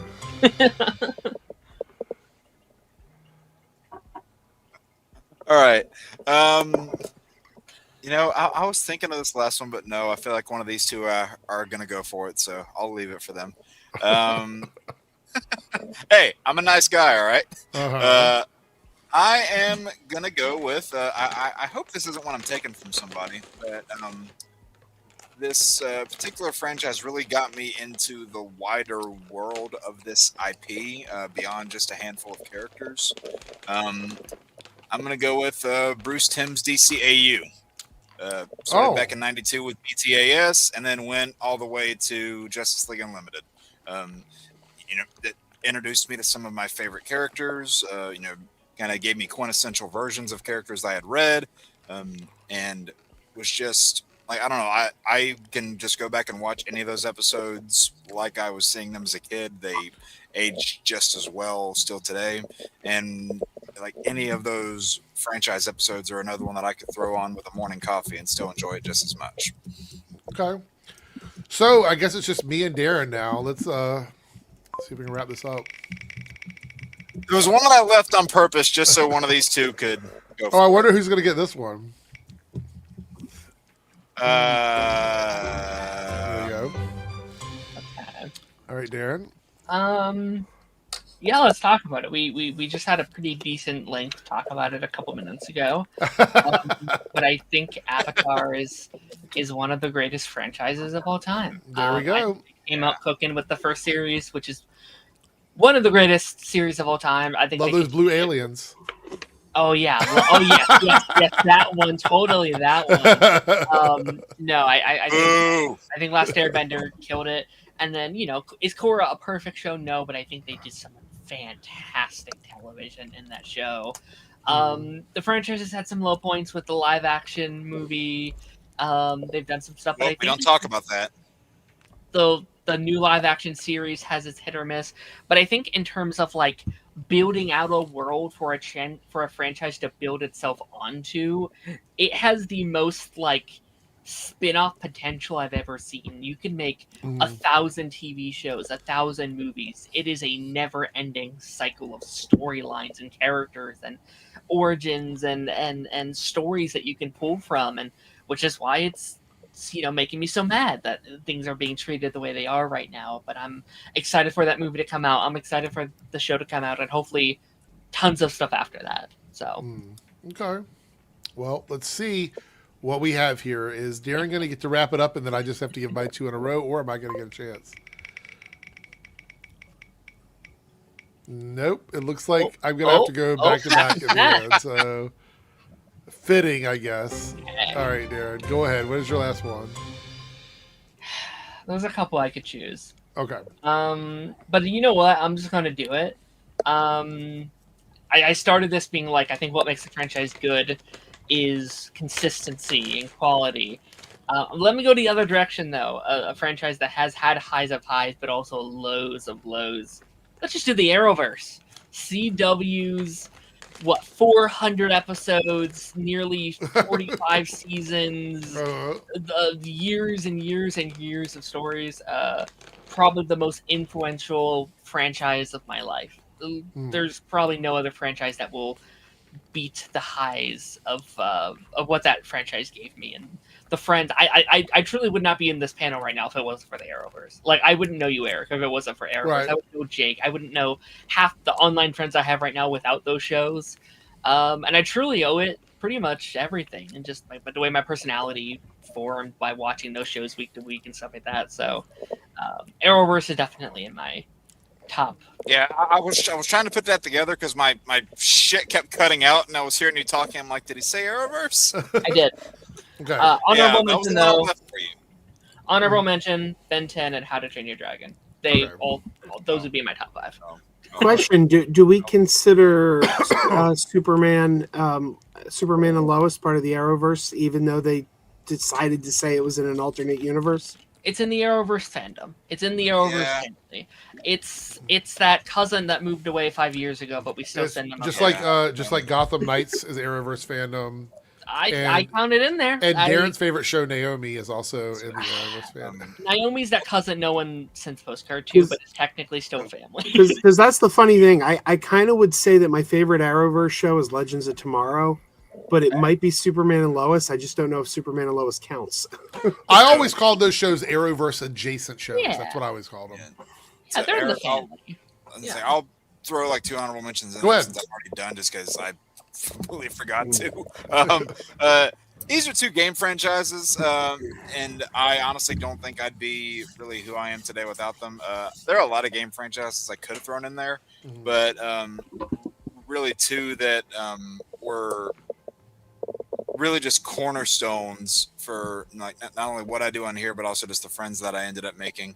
I'm going with the Batman Arkham series and the Marvel Ultimate Alliance games. They were really part of my foundations for what I'm doing here too. So had to go through with that. I mean, there's so many options. I'm surprised. I was thinking that, Harrison. But believe me, Harrison, I was thinking that, and if we extended this to 10, that definitely would have been there. Joe, did you have any honorable mentions at all, or no? Well, you still got 1 to go, right? 2. Oh, okay. Well, can I save my honorable mentions? Because you might name one of them. If you want. I don't want to take it from you in case it's one of yours. Yeah. Okay, so the first one I want to put out there is the Alien franchise. Alien/Aliens franchise. I've enjoyed more of those films than I've disliked. And I would even count like the Prometheus and Covenant and all those as part of that world, obviously. And those are good sci-fi movies outside of the alien stuff. I know some people hate that they connect together because there's some iffy stuff in there chronologically. But Alien Earth that came out this year, once again, solidified for me that it is a really good franchise. Mm-hmm. So I would say the Alien franchise. The other one that I picked here, I actually had 3 other ones, but I'll narrow it down. I would say Aliens on its own is just such a damn good movie. Yeah, for sure. I would say probably, I don't know. I should just say it. Jurassic Park, Jurassic World, I guess. I know some people they're lukewarm with some of the newer movies, but the reason why I say that is because I enjoy more of the movies than I dislike. I think that the 3rd Jurassic Park movie is not great. That's one of the ones that I don't really care for. And I think the 2nd Jurassic World movie I didn't really care for. Fallen Kingdom? Yeah. That's my favorite Jurassic Park sequel. Wait, which one is it? Wait, hold on. Wait, hold on. Correct this for me. Which one is the one where it turns into like a haunted house one? Is that the 3rd one? That's Fallen Kingdom. Okay, that's the one that I didn't care for too much, yeah. That's my second favorite after the original. I thought that one was fine. I hated Dominion. And then I thought Rebirth was mediocre. I actually really enjoyed Rebirth. I thought Rebirth was a good change of pace for the movies.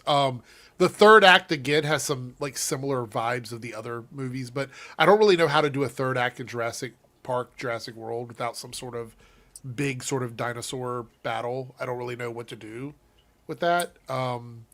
So those are the ones that I would pick. So my honorable mention though, and this probably is Joe's as well, would have been something like Star Wars, probably. I was shocked nobody said Star Wars. That's what I was teetering between Star Wars and Jurassic World. But if Ronan were here, he would have. Oh yeah, that would have been because I think there's a lot of Star Wars stuff that I don't care for, so it's kind of hard for me. Whereas Jurassic World, Jurassic Park, there's only like 2 movies that I don't really like. So You're talking about a handful of movies versus God knows how many movies and TV shows. Yeah. So it's tough. It's tough for me to just throw it out. But I think Star Wars is a strong competitor. Do you have another one, Joe, that you wanted to mention? Honorable mentions? Yeah, Buffy the Vampire Slayer. The whole good. Buffyverse. Buffy, Angel. If you ask me my favorite TV shows of all time, the top two answers are going to be Deep Space Nine and Buffy. Yeah. So, my other honorable mention was the Stargate franchise. They've got some great shout out, as well, by the way, to Xena Warrior Princess, Hercules Legendary Journeys. Shout out to that. We had a couple of another super chat here from Comic Book Nerd. Mission Impossible franchise, a $2 super chat for that one. So when nobody said Fast and Furious, it's about family. It's about family, right? Fast and Furious. Oh my God! What about Pirates of the Caribbean? I like that one. I was with a group of family members, and we were watching. We were watching the first volume of Stranger Things. Haven't seen volume two yet. No one say a thing. But, no spoilers, please. We were watching volume 1, and I don't know how, but we're done with the episodes, and then we just start talking a bunch, and somehow it gets to the fact that the thing that happens at the end of volume 1 with somebody getting I compared that to Fast and Furious, which started as grounded racing. And then I brought up the fact that, in this last one, they went to space and had superpowers. One of my family members looked at me and said, "What the fuck? They went to space?" I was like, yeah. Yeah. Also, it was to piggyback off of Joe's, piggyback off of Joe's comments about Buffy. I love Buffy, but as a full series, I prefer Angel. I like Angel from start to finish. I think Buffy had a couple of iffy seasons at the end. Now, you see, I love Angel too. I'm a huge fan of the entire franchise, but I feel like when I look at 7 seasons of Buffy and 5 seasons of Angel, I think the weakest season they ever did was season 4 of Angel, and that was the season where they shifted gears in the middle of the season and decided, oh, this isn't working. We have to write this villain out and kind of change everything, and it got really weird and suddenly his son and Cordelia had a baby together. And yes. So I don't know. Season 4 of Angel kind of derails the series for me in a way. Best season they ever did was season 6 of Buffy. That extra hero comment. Where? Which one?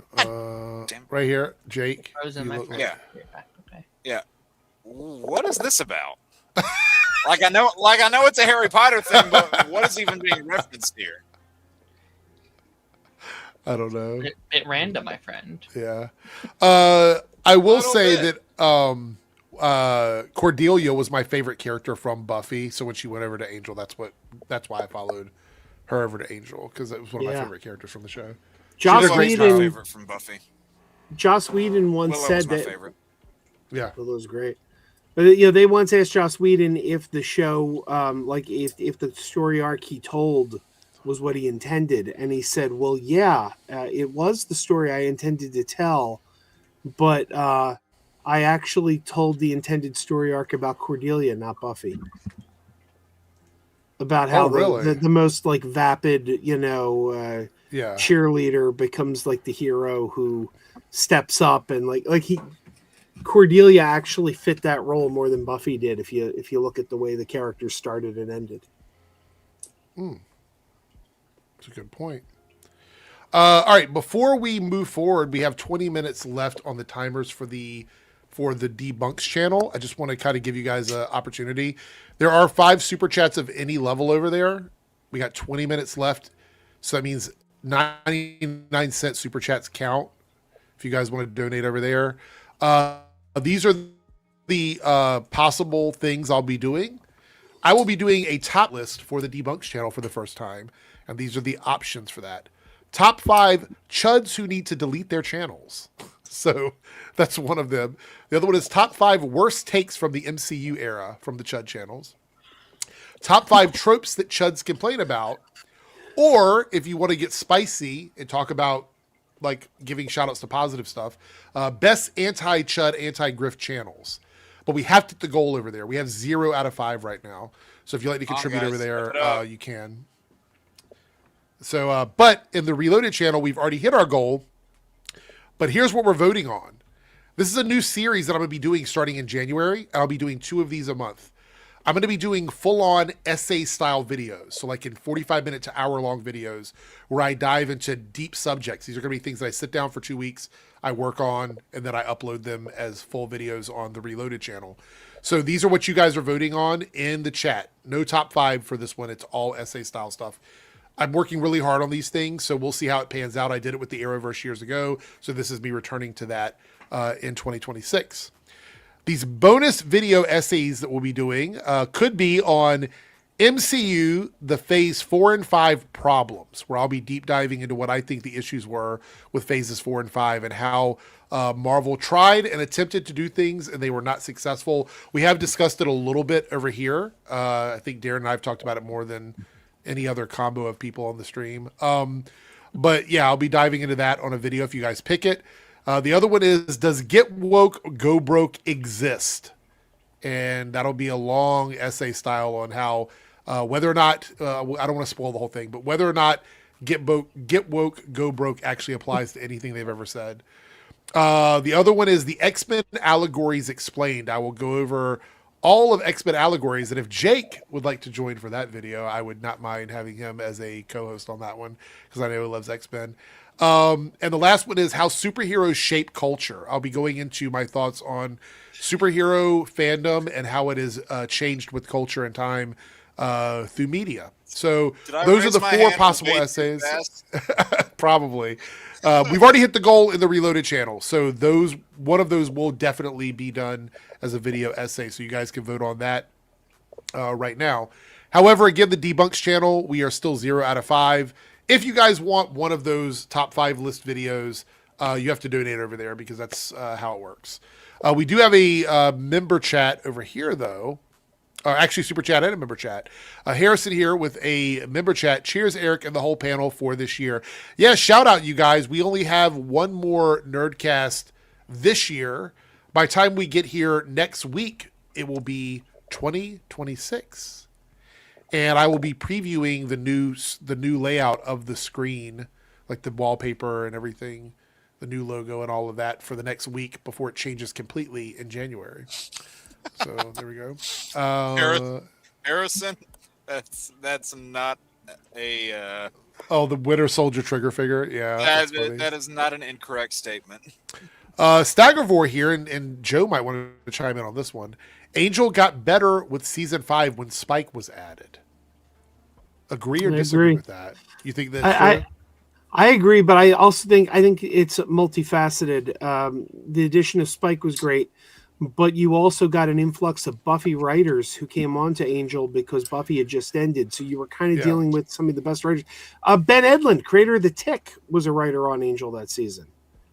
It was a really strong season. And I'll tell you something, we've now heard behind the scenes nonsense that shouldn't have happened involving Charisma Carpenter getting fired from the show. Mm-hmm. And knowing that is unfortunate. However, the episode where Cordelia died, which was titled You're Welcome, truly beautiful episode. Like the writing was exquisite. Like that episode was a tearjerker. So yeah, perfect season 5. All right. So with that being said, we are going to do our final list, which is top 3, because we're not going to have time for a third one. Top 3 standout scenes from films. And, you could be very quick on it. Films, TV shows, whatever you decided to pick. It's pretty much anything, right? Did you say standout scenes? I think we said it was standout scenes in the superhero films. That was it. Okay, well, we can do that. Films? Yeah, I mean, it might help. I copied the list into the Discord, so whatever it was, there is what it was. Yeah, it was the standout scenes in superhero films. Because if you just said films, period, that'd be like a really wide spread. Well, wait a minute. The one that was in the private, that's. Yeah, I said film because I didn't, because you weren't in the Discord server. I copied and pasted into the Discord server. All right, I have to redo my list then. I also have to redo my list. Okay, so we'll take a moment on that, and actually, it's a good time for me to walk around and show off my Christmas trees as well. But let me answer these super chats first while you guys redo the list there. It wasn't your fault. I copy and pasted it wrong into the private chat, but it was correct in the in the Discord chat. All right. Camry with the $5 super chat says, Eric, I forgot to say that last week you did see that Superman fighting Homelander for one of yes. So there's a DC KO comic of Superman facing off against Homelander, which, by the way, I think it's going to be really interesting because it's a comic book, so obviously things will be different. But I still think Superman bodies Homelander. I don't see how Homelander could beat Superman. Is it just movies or is it shows as well? It's Jake, you answer it. This is your category. I mean, it was written to be just movies, but I mean, we can be flexible and do just shows if you've got ones that you feel really strongly about. Okay. I'm going to write this one down then. Yeah, I'm going to have trouble putting this list together. Right. Yeah, I'm going to make you work for your answers, people. Yeah, it was so easy before I was like, I know the answer. I threw them down. Yeah, like I had a lot too outside of super. I mean, it also depends on what you consider superhero. Like, there's animated movies too. So, is Dirk Diggler a superhero? From if Boogie Dirk Nights. Diggler, Rocky Balboa, and Taylor from Planet of the Apes are superheroes, I'm golden. Darren's like, if Simba's a superhero, then I'm great. He has superpowers. It works. His roar fixed an entire savannah. I mean, hey, his roar was pretty powerful in the Super Nintendo Lion King game. Yeah. So Latin Shark here. Really Yeah, sure. Go ahead. Latin Shark says, what Chud channels do you used to watch? Only one. The only one that I ever watched was Heel versus Babyface, and that was back when he used to play World of Warcraft. Darren? And I watched him when he played World of Warcraft. Otherwise, I didn't watch any of them prior to this. You bet to make me proud, Darren. Quick Christmas haul. Got this today. Oh yeah. I loved this. Woo! Hakuna Matata. Oh, wrong way. It's not my new favorite thing. So. Thank you for the super chat. That's gonna look great next to your one of Scar and the Hyenas. Oh yeah. Oh yeah. All right, so let me do this. I'm going to sign in on StreamYard on my phone while you guys do your list. Oh, Darren, see, you didn't see this because you weren't here, but my loving sibling got these for me today. So Darkman on 4K. Okay. Quick and the Dead. It's a Western. Okay. Love of the Game. It's a baseball movie. And A Simple Plan. Okay. Do you want to know what all four of these have in common? They all suck. No, I was kidding. I don't. Raimi made all of them. Gotcha. Yeah. I haven't seen any of them. What the hell? Oh. I was like, I almost said that looks a lot like it. I thought it was your brother at first. I was like, what the hell? We're getting a Mandela effect in here.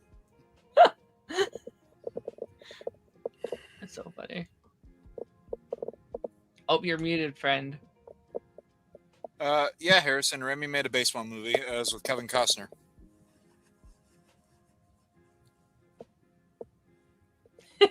Mogul-ish. Oh. My stream now. Well, as my stream now. I'm up here in the top corner. Oh, damn it. That didn't No, I'm trying to figure out how to. It doesn't have my mic recognized on here. Huh. All right. I was gonna say just throw like AirPods in if you had them. All right, I think I'm ready. Woo. All right, can you hear me? Yep. You can hear me okay? Yep. Okay, let's go.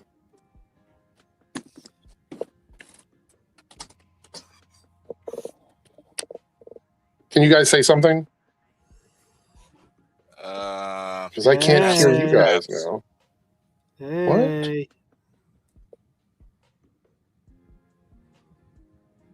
Space. The final frontier. I don't know, did we lose him? What the fuck?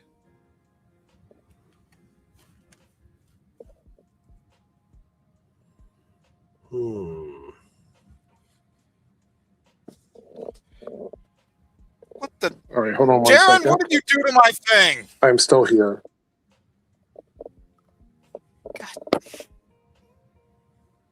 Jake, did you steal my profile picture? What did you do to my thing, Darren? I didn't do nothing. Is it because you're still logged into me under that account? Oh shit, that might be. I was like, how did you get my profile picture?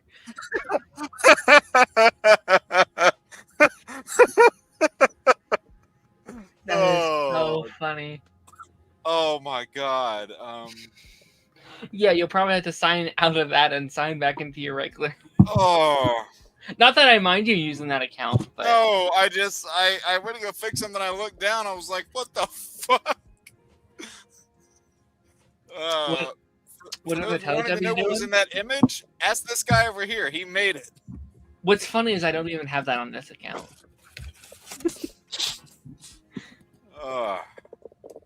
Well, wait. What other funny profile pictures can I put up?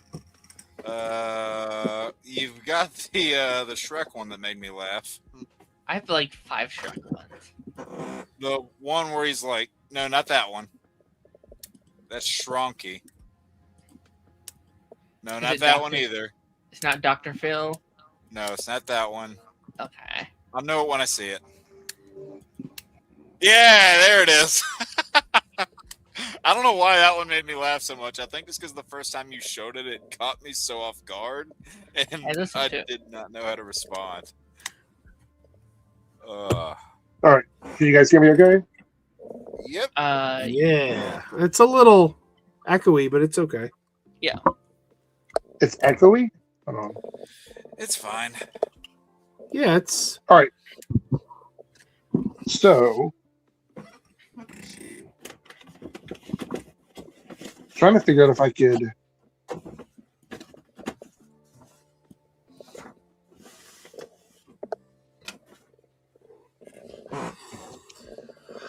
Whew. Oh, there he goes again. Try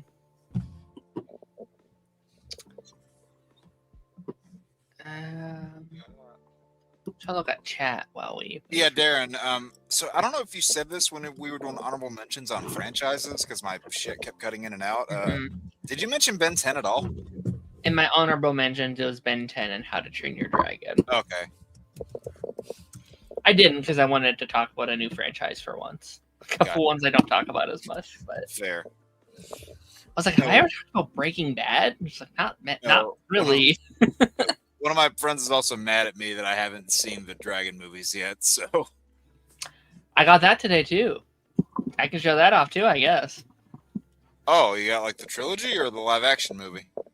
I got, well, technically it is from the live action movie, but I got Toothless. I got this giant Toothless Funko. That's cool.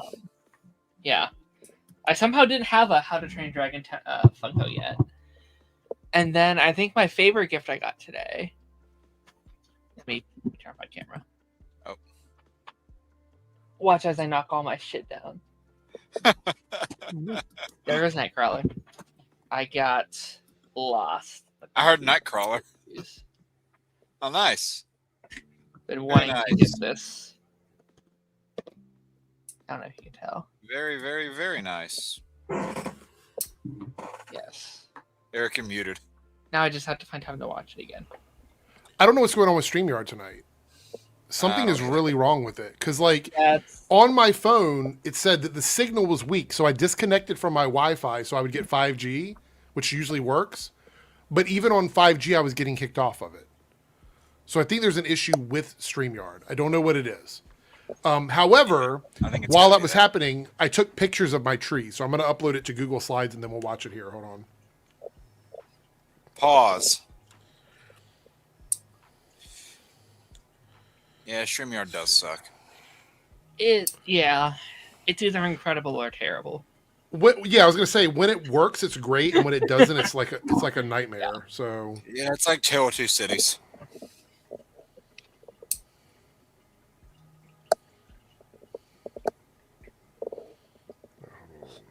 No, Darren, I wanted to. Last night, I wanted to put that thing on with the Santa hat on top of it. It would have been impossible to breathe, but it'd have been funny. All right, let's see if I can pull these up now. Funny. Because all I want to do is show my trees off. Is that like even possible? Damn it, Can I do Eric. that? You could just take a photo and then just throw it in. So what you do is you take Well, no, a that's photo. that's what I just did. You take the photo, then send it to somebody else, and then they have to show it. Let's see here. Pictures. Did I upload it to the wrong Google Drive? My God.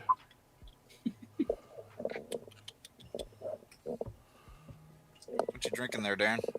Water. Nice. That's some quality H2O.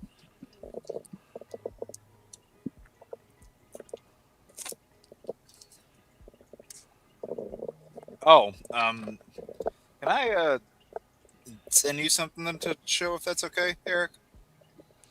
To like, is it going to be like a sharing of your screen or something?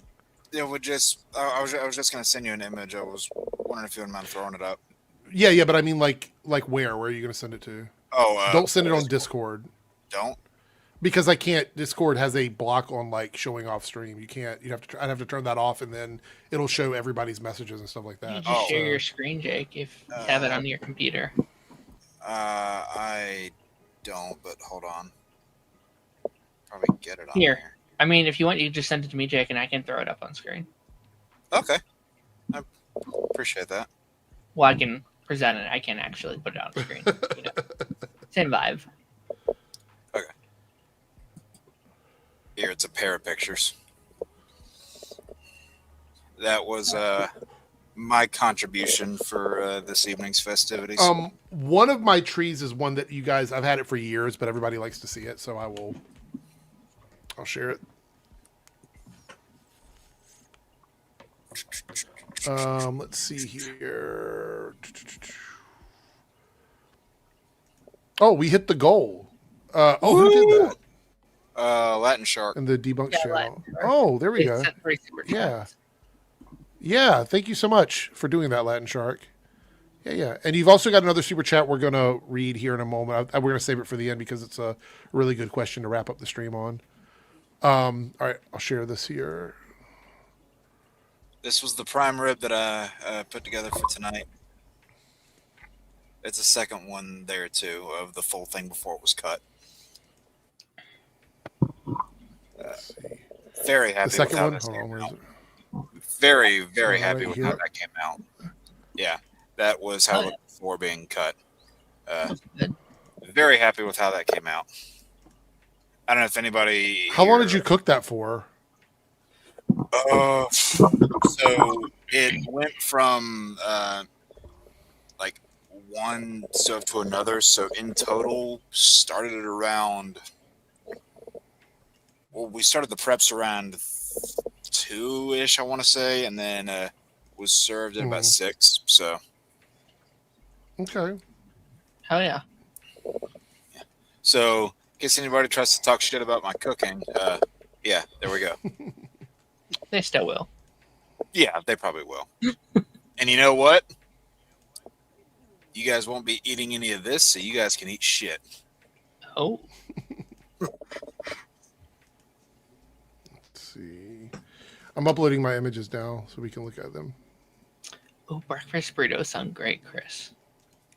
Oh yeah, there's like a 24-hour diner, like maybe 15 minutes or so from me that has amazing burritos. I love a good burrito. Same. Dear God. But the thing is, it's so easy to do it wrong. Like, I get down too many burritos, and that's a problem. Yeah, they're so easy to mess up. That's the thing. We did like a good omelet and bagel for breakfast. That was a solid.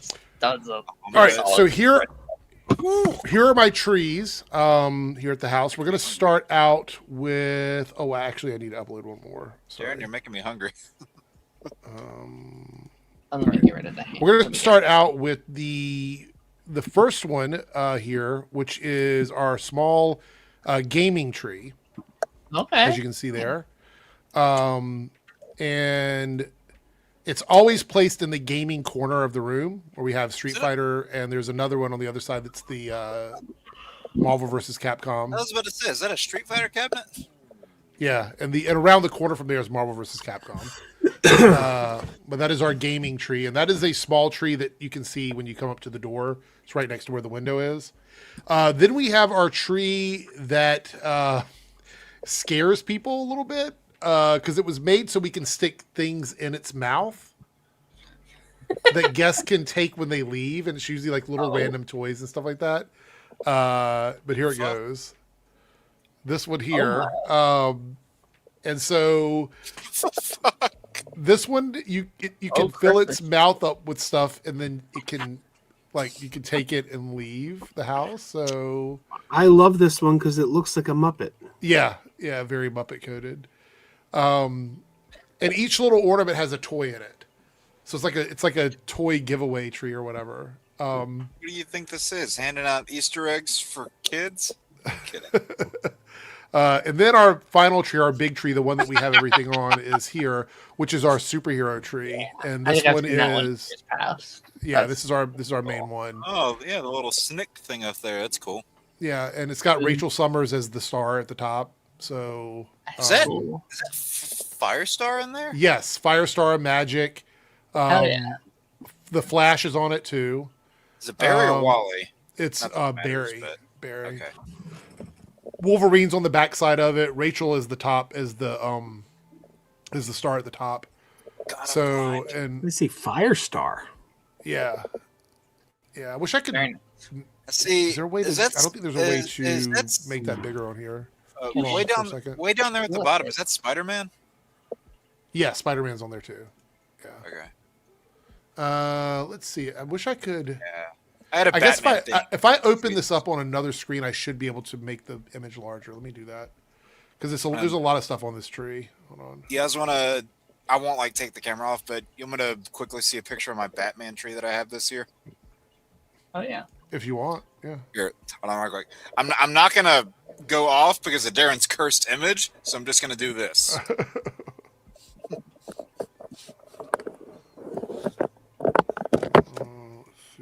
Why can I not find? What's wrong with my image, Jake? Which one is the cursed image? It's like it's the freaking Teletubbies making out or something. Oh, okay, gotcha. All right, let's see. Open this one. Is Jake showing us anything yet? Because I've got my screen minimized.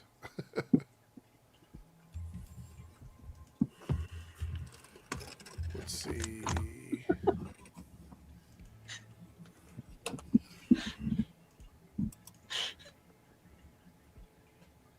Is he disconnecting? I think he's going to show off his tree. Oh. Okay. I was going to show off a larger view of the of our superhero tree.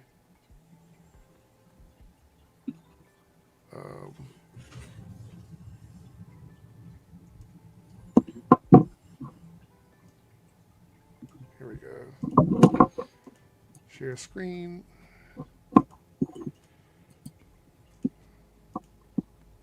Oh, damn it! What?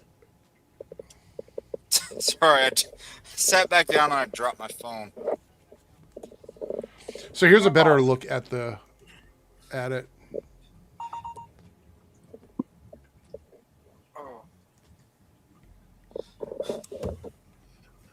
All right, hey, Darren. Okay.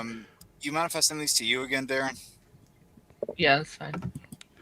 So here we go. This is you can see the whole thing here. So there's the top of the tree with Rachel, Phoenix. Then you go down here. You got the Snake and the Boom, and then you got Firestar, and all these smaller ones here are heroes too, but it's really hard to see. And there's one on the back that I didn't show off. Magic over here, and then there's actual covers of X-Men comics and New Mutant comics and stuff also plastered around the tree. Is that the Cable appearance right there? No. Maybe. No. That's magic with not. Beast. With not Beast. What's his name? The demon from. That's not Beast.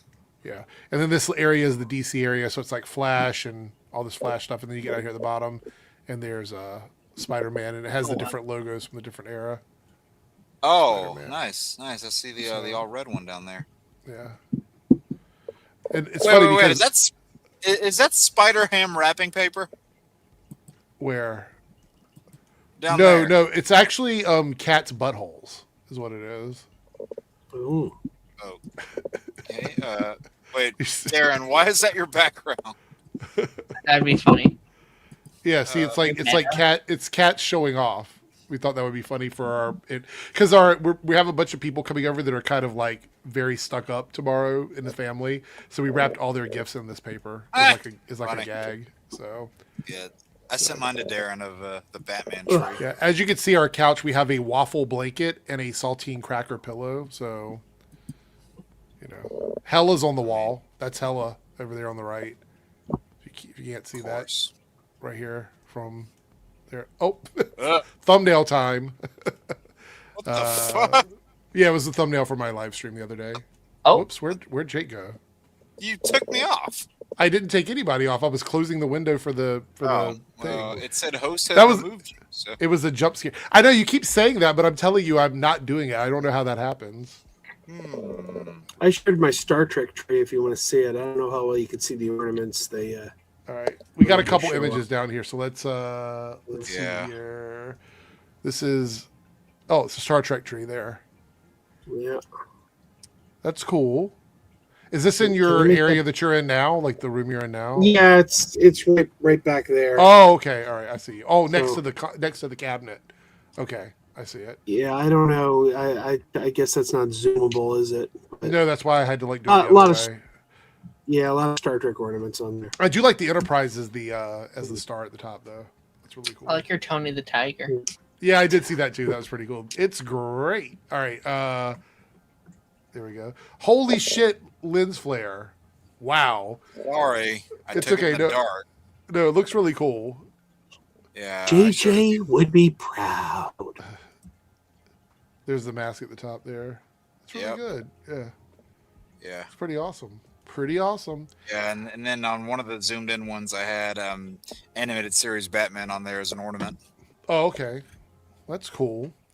All right, so we are coming to our last list of the night. Has everybody had enough time to come up with their choices or not? I'm guessing there's going to be no honorable mentions on this one. Yeah, I'm good. Let's see here. Mine are kind of weird, but we'll go with it. We'll go with it. This is going to be tough because it's so specific. Oh, okay. I don't know. So, let's see here. All right. Let's see who's going to go first. This is 3, right? Man, yeah. The lag on StreamYard tonight is killing me. It's so bad. I'm glad it's so not bad. just me. Yeah, it's crazy. All right. Anyway. All right, so we're going to spin the wheel. See who goes first.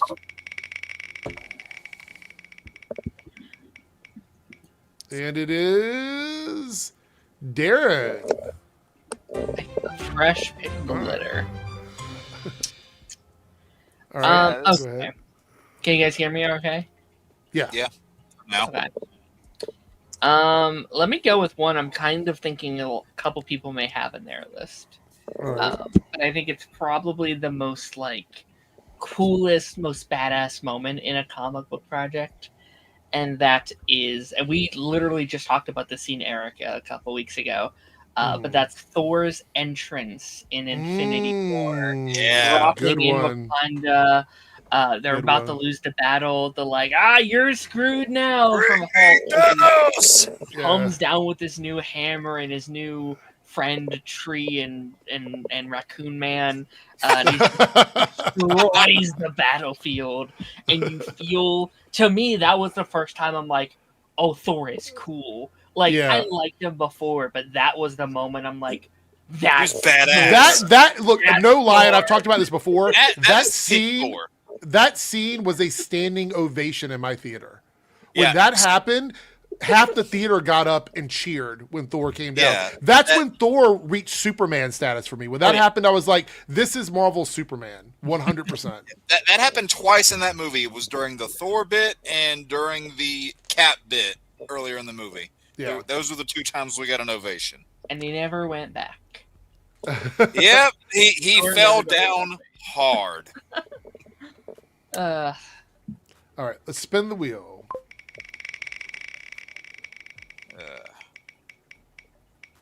Ooh, no, it's going to be Darren again. again? Oh, yes. No choice in a row. Ah, Damn. man, this There is you go. this is Darren's redemption arc. This is the opposite of last game, yeah. Yeah.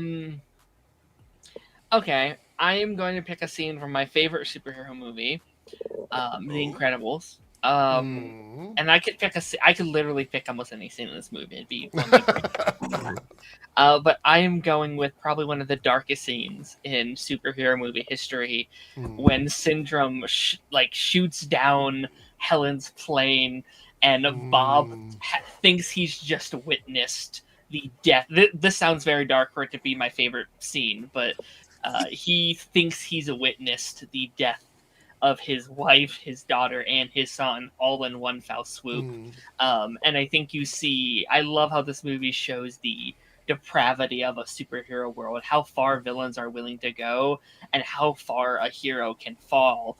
And this is a movie that's not showing any punches. They're not hiding anything, and I think it also shows the vulnerability of a character, of Mjölnirs, who just feels like she crossed the line. Like, she was with him to a point, and now she's like, oh no, this is too far. So I think scenes like that are just incredible. There's a scene that kind of goes with it, like a bit earlier on when Helen's telling kids, it's like, those superhero movies that you guys watch on TV.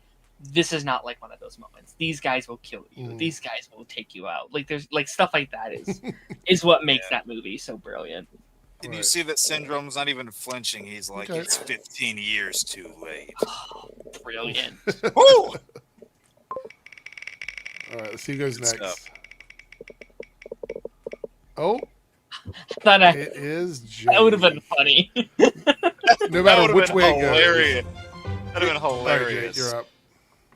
So, I was kind of going back and forth on a number of these, and I think this first one, I'll say this here now. I think this movie is really underrated. I'm not saying it's like one of my all-time favorites, although I do really, really enjoy it. And I'm gonna go with the banishment scene from Thor. I really, really love that scene. It's stripping, just really getting down to the bone of what is wrong with Thor's character at that point. How he is just really a bloodthirsty barbarian that doesn't care about the welfare of Asgard, doesn't have an ability to see big picture, just wants to, smash enemies with his hammer. And just the back and forth between him and Anthony Hopkins' Odin is so good, where Odin just tears him down and says, "You are a vain, greedy, cruel boy." Thor fights back, "You are an old man and a fool." And then Odin you can tell he doesn't want to do it. You can tell that there's pain in his eyes. Yeah. That he has to strip away Thor's power so he can strip away all of that, just everything that's wrong with his son. His son has to go through that lesson and learn what it actually means to be an actual hero. Love that scene so much. Let's see who's next. I just realized I'm not on there. Oh, wait. How are you not on here? No wonder it's All right, so hold on. We're gonna leave Darren there. Let's yes. make sure Let's Joe's bring him on on there because I clicked everybody's names. Did it? You know what? It might have changed when I shut everything down because I closed all the windows and reopened them. Let's do this. All right, we'll respin. Let's see. Maybe it'll give Joe a shot Yeah, I'm just gonna go Oh, back to Darren again. Darren's done then. That's it for Darren. Darren's No done with way. his list. Yeah. All right. Redemption from last time, Alright. I guess. I guess. I haven't gone yet either, so. That's true. Yeah, I mean, I almost picked a TV show for this, but I was like, no, I'll follow the rules. I'll pick a movie. This is a kind of a modern one. I think that the last couple have been a couple years since those movies come out. I'm going with Guardians of the Galaxy Volume 3. Okay. Probably my personal favorite Guardians movie. I think It's Rocket's movie is what it is. there are scenes that destroy me from the inside. And just the entire almost 10-minute sequence of Rocket on death's door, Rocket wanting to go to the light and seeing his friends again, but Lila's like, no, there's more story if you left to tell, sending him back home, and just like Chris Pratt's like depravity as he's like knocking the life back into him. Yeah. And I think the scene in particular that gets me every time is like Nebula's reaction to finding out that Rocket's alive, and just like that actress's performance in that scene, Karen Gillian's performance in that scene is so good, and I think it really hits so hard. That friendship hits so hard, especially after you think of like, oh, it was just them in Endgame, right? They were the two Guardians not snapped. They were the two left standing, and they had to have grown such a bond over that time. And so her, like, there's like in her performance there, she's finally able to breathe for the first time in the movie. She's like, oh, okay, it's going to be okay. It's going to be all right. It's so good. It's so you really see the seeds in Endgame too. Like whenever she first gets back and she's holding his hand. Yeah, it's so, I love their dynamic so much. Give me like a Nebula series. I'd watch the shit out of that. Joe? Oh. It is Joe. All right. Yeah, it's barely. Yeah, and sorry. Darren was like all up in the camera there. All right, Joe, go ahead. I'm gonna pick. Are we doing this in any particular order? No. There's no particular order. Okay, I'm gonna pick the scene where Superman tricks Zod by getting the molecule chamber. Yeah. And he takes away Zod's powers while he's safe in the molecule chamber. And then he knew Lex Luthor was going to blow the plan. He's, I knew I couldn't trust a lying weasel like you, Luthor. That's a great scene, because honestly, even when I'm watching it as a kid, I didn't realize like what was happening or what was going on. It took me like getting a little bit older to be like, oh, I get it now. I understand. No, great scene. Great scene.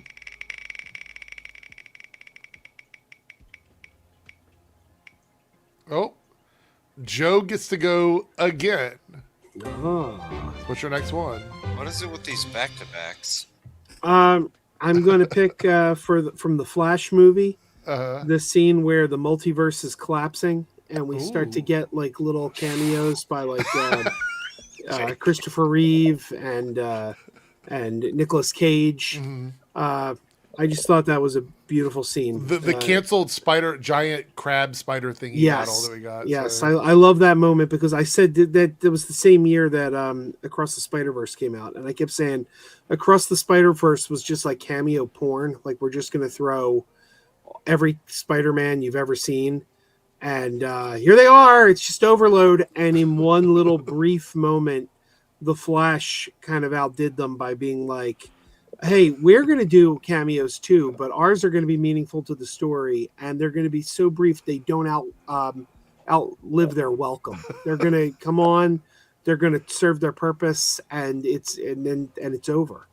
And I thought that was an amazing moment. My favorite part of that scene is the Nicolas Cage part. That's my favorite part of that scene. Yeah, It's that the was only great. part really worth much, to be honest. No comment, Joe. Joe, no comment. All right, we got here. Oh, Jake gets to go. All right, Jake, what is your next one?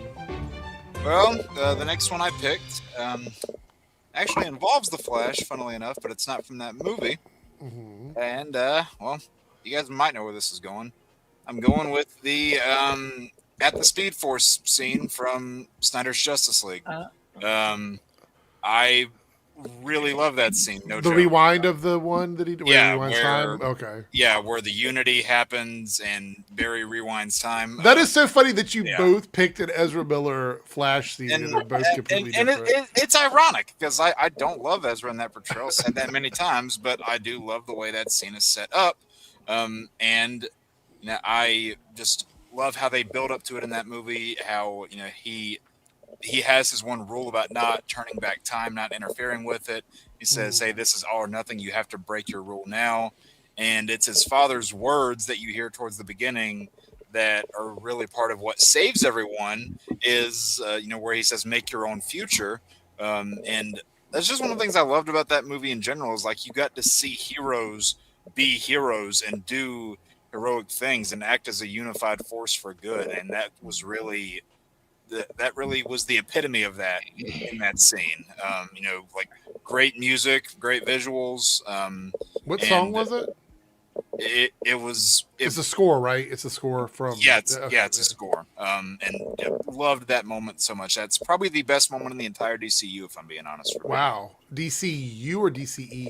DCEU for me. Okay, all right. By the way, I got to point out, Jason in the chat, Jason Deerham, is actually wrong here. He says, then Superman killed a powerful and defenseless Zod. Mm-hmm. He does not kill Zod in that movie. Yeah, there's a cut of the movie where you see him being taken away on a stretcher. Exactly. And even in the scene where he's not taken away, at no point in the movie did they say, Zod's dead now. Like, Zod falls, and we see Zod fall, but at no time in that movie is it we ever could said assume, that though, that Superman thought he was killing Zod. We could assume I don't think that, so. Right? Like, I'm why would Superman kill a defenseless human, though? Because he took his powers he never away. went back to look for him, right? I mean, he didn't know what happened. Well, when he they fell didn't out. show us that, but they didn't show us that he didn't either. Yeah, I'm just saying, like, you could argue intent because we don't know what's going on in his head. So I think you could argue intent with that one. Like, he might not have actually killed him, but you could say, well, maybe he didn't care. Maybe he didn't care if he died or not. You know what I mean? Like, you could argue that, but that's not my argument. That's not what I would say. I'm just saying I could see someone arguing that position. As far as the trucker at the diner, I don't remember. Is that the end of the movie? Yeah. Oh, I don't remember. Yeah, he goes back. Oh, he spins him around in the chair, doesn't he? Yeah. Yeah. Okay. I remember that. All right. So I am up next. There's this movie called Morbius. Just kidding. I'm just kidding. I'm going to go with a scene that always brings tears to my eyes. It's one of the most emotional scenes in a superhero movie. And I don't know if the chat's going to agree with me. I don't know if the panel's going to agree with me. But it is the scene at the end of Flashpoint Paradox when Barry brings the letter from Thomas back to Bruce and he hands it to him. That scene tears me up every single time because it's such a weird concept that you can't really wrap your heads around. Like, you have another Batman who still exists. He lost his son. And then you have the Batman from, this universe that lost his dad.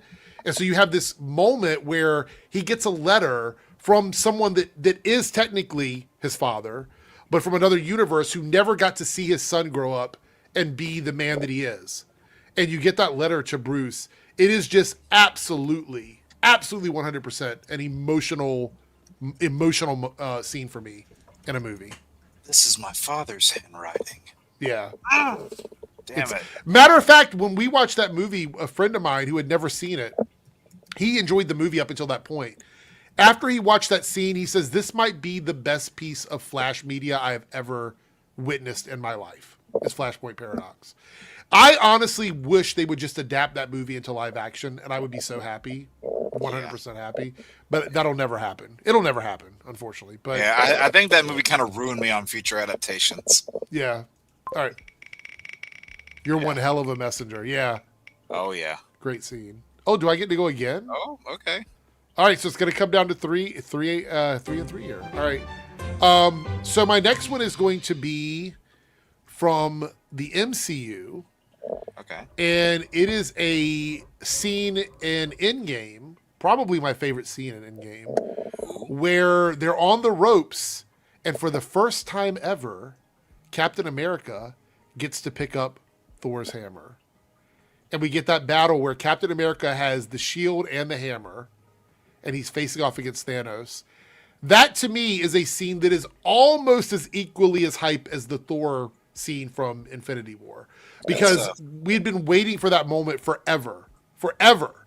And so for me, that scene was a scene stealer, totally stand out. Again, people cheered and screamed when this happened because everybody was waiting to see who was going to be, who was going to have the ability to pick up. Because we know that it moved a little bit with Vision. Yeah. But, no. Vision picked it up completely. Right. Vision picked it up completely. It moved a little bit with Cap when he was trying to pick it up that one time, and then he got to pick it up finally. No, so I knew as soon as they worthy. brought the hammer back from the past, as soon as Thor summoned it in the past, I'm like, that's what they're doing. They're setting that up. I knew it right then and there. So that is mine. And now we're going to spin the wheel again. We got the three of us left. Darren pieced out so early. So I know no one's taking my last one. Oh. Okay, well, there you go.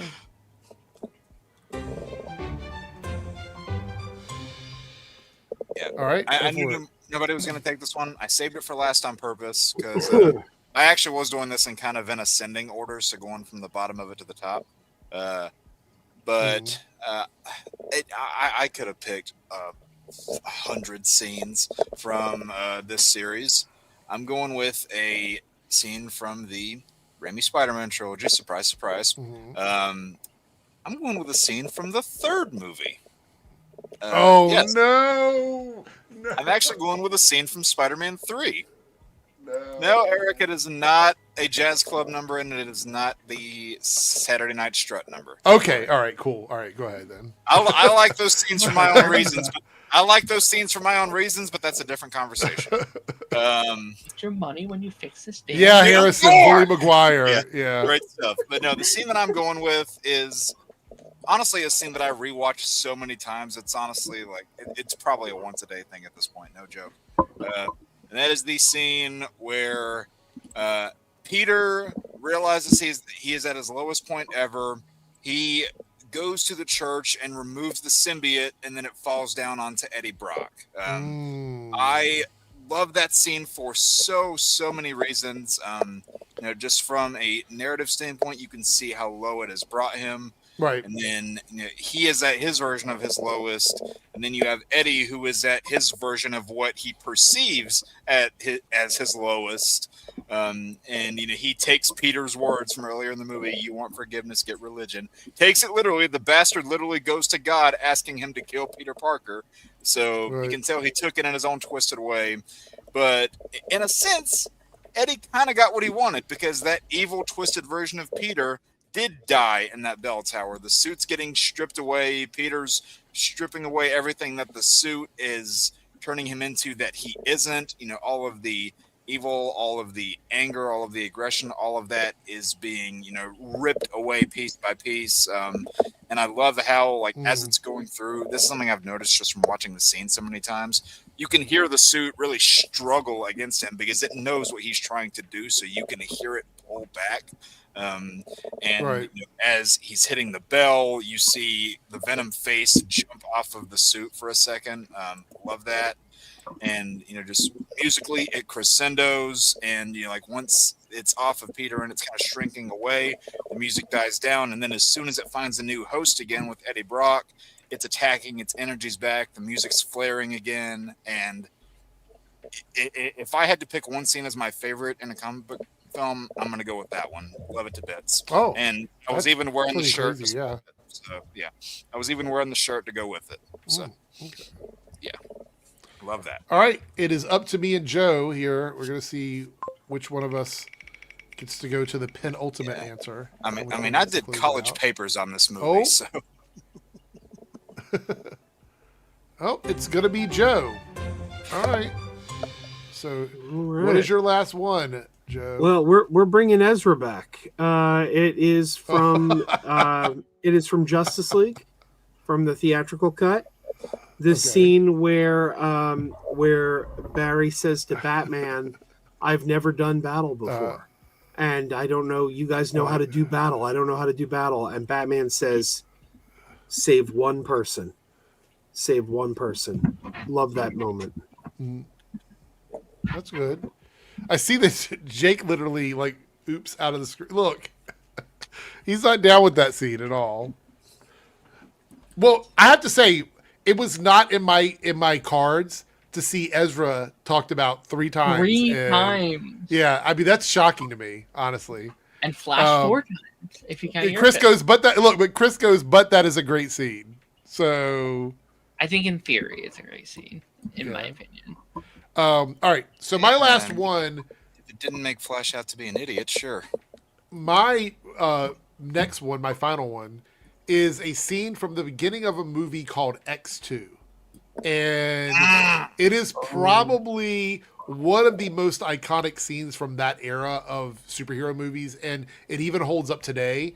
And that is the White House battle with Nightcrawler at the very beginning of X2. Yeah. I was literally completely blown away by that scene because even by today's standards, it's a really cool scene in a movie. And I was trying to balance between that and the Quicksilver run scene. The first one, Which not the one? second one, the first one. Oh, the the first Days of one. Future Yeah. Past one? Yeah. That was one of the Apocalypse one more. Yeah, I mean, you could argue either one of them, but the Nightcrawler scene won out for me, and so that's my final choice there. Anyway, in the chat, let us know whose list you like the most. I'm very curious if the chat had a favorite out of that. I'm curious too. Values. All right, we do have a couple of super chats here. Cameron Walker here with a $5 super chat says Eric, Cassandra Cain and Guy Gardner and Harley Quinn gain superpowers after DC KO. What? Yeah, I heard about that. Really? Is this in canon or is the KO event just a one-off thing? I think it's Is it in main continuity or is it like a Elseworlds thing? I think it's going to end up being like, you know how when they did like the Armageddon stuff in Mortal Kombat, Yeah. and it was like a timeline reset. I feel like it's going to be that ultimately. Oh my god. Oh, Okay. yeah, Harrison, good one down there. I had that on my honorable mentions list in case one of mine got taken. That's a really good one too. Yeah, right. That got tears out of me. Yeah. All right. This is the one from South Texas Shark, Latin Shark, and $2 super chat. I thought we could end off with this before we read off the winners of the 2 polls. $2 super chat. What are your plans for New Year's? I will be working as a DJ. I almost exclusively work New Year's. I'm always booked for something, and it's a very big night for DJs because you're working so many parties and events. It's the most cost-effective way to have entertainment at your party, so everybody does it. So I'm working New Year's. Now, here's the thing. I wanted to broadcast on New Year's, but it's going to have to be on Twitch because YouTube will pull the stream down because of music. So I may be live on Twitch. If you're not following me on Twitch, head over to my links in my link tree and head over to my Twitch. Give me a follow over there, and I might go live on New Year's Eve. That's my plans for New Year's. Is anybody else doing anything exciting? Are you staying home? What are you doing for New Year's? You guys? I am New Year's Eve I'm closing, New Year's Day I'm opening. So Those that's bastards. That's Really? gonna be fun. In fairness, we do close early on New Year's Eve. We close at 5, which is better. At least I have my New Year's night. But I that's my least favorite time of day, or like day of the year to open, because New Year's Day is dead, especially opening shift. No one's there for the first 5 hours because everyone's drunk or tired or at home. Like, no one's going shopping in the morning on Christmas Day. They're just not. So that shall be fun. You wanna pull up all in the game? This comment there. Yeah, you guys with all your Ezra mentions. So I will say, as one of my honorable mentions, because I said not a single moment with female or person of color here. I will say one of my honorable mentions, and this scene has been torn apart to death, but I honestly think it's undeserved. If we were going to go with shows, then I just wanted to give a shout out to this. But I wanted to give a shout out to Sam's speech at the end of Falcon and the Winter Soldier. Loved that moment. But your criteria was movies, though. I know, but then, I know. I'm just saying shout out. I just shouted the scene out because, hey, great scene. I mean, in fairness, that could have that's really just a movie broken up into 6 If one of episodes. mine would have been taken, I actually had Angela Bassett's speech in Wakanda Forever. Oh my god! Why didn't I pick Yeah. that? Yeah, that was on my my top 4. So that was We'll the one do that a I did part swap 2. out. So We'll we'll do definitely- it part 2. Yeah, for sure. But yeah, that was one of mine. Was the Angela Bassett speech from Wakanda Haven't Forever. I lost everything? I know, so emotional for sure, 100%. So and I'll say this too. I don't know if this is a controversial take or not, but back in the day, I don't know about now, but back then, I think she would have made a fantastic Storm. Yeah. I think obviously now they're not going to cast someone outside of like the 20s range Right. for. But their I think ages, back but- then she would have been terrific as Storm. Yeah, for sure. All right. Well, thanks you guys. We hit our goal on both channels. So let's see over on the Debunks channel what kind of video you guys want me to do as a bonus top 5 video. We're going to end the poll over here. You guys want me to do top 5 chuds who should delete their channels. Okay, that should be fun. So, all right.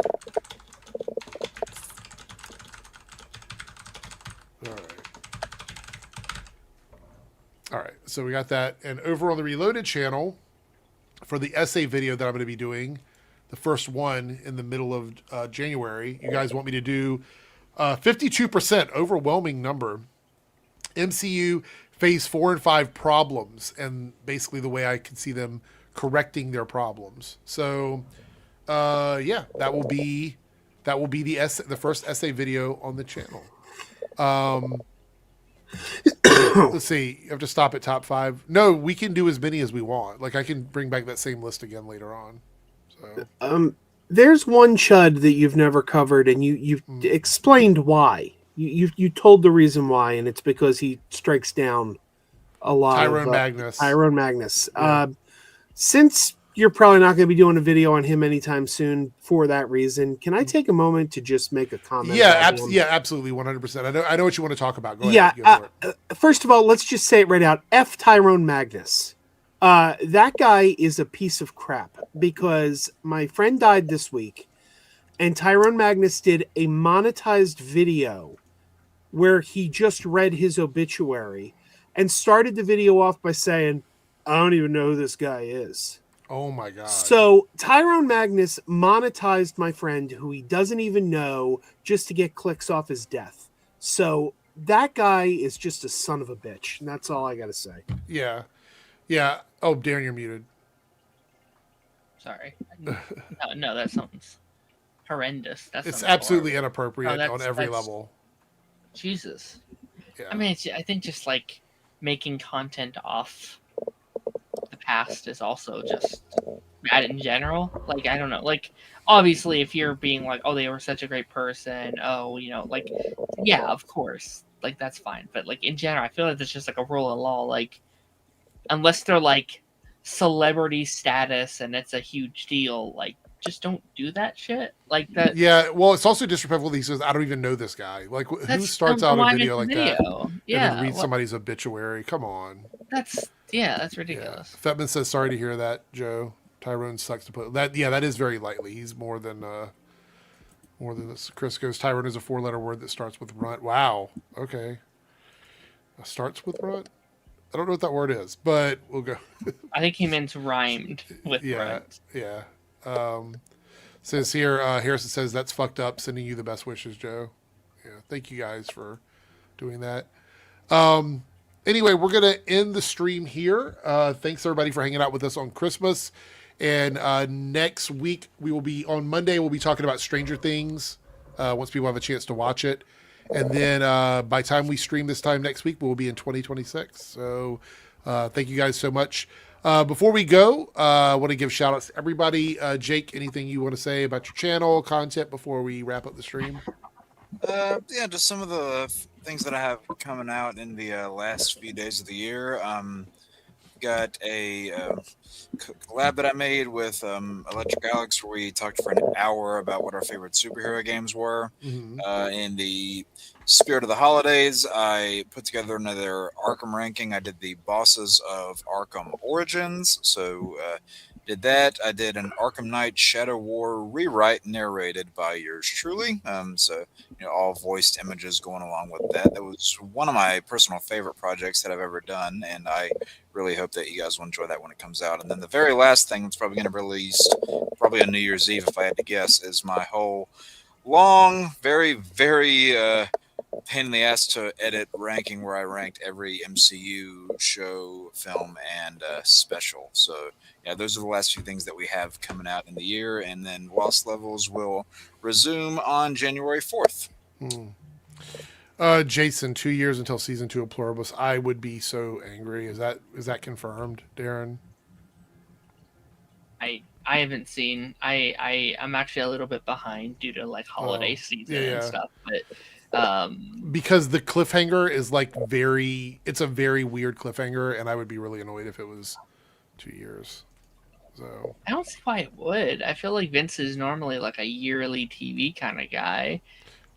Also, there's not a big cast. It's like 6 people. No, you could film that in a couple months. But maybe? I don't know. All right. Well, I'll be annoyed if that's the case. Darren, anything you want to shout out before you head out?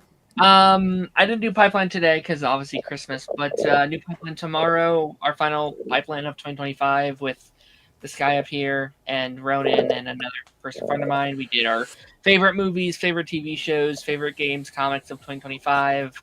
I'll be doing the Stranger Things spoiler chat with a couple of our mutual friends on Sunday if all things go to plan. Yeah, that's kind of my main stuff.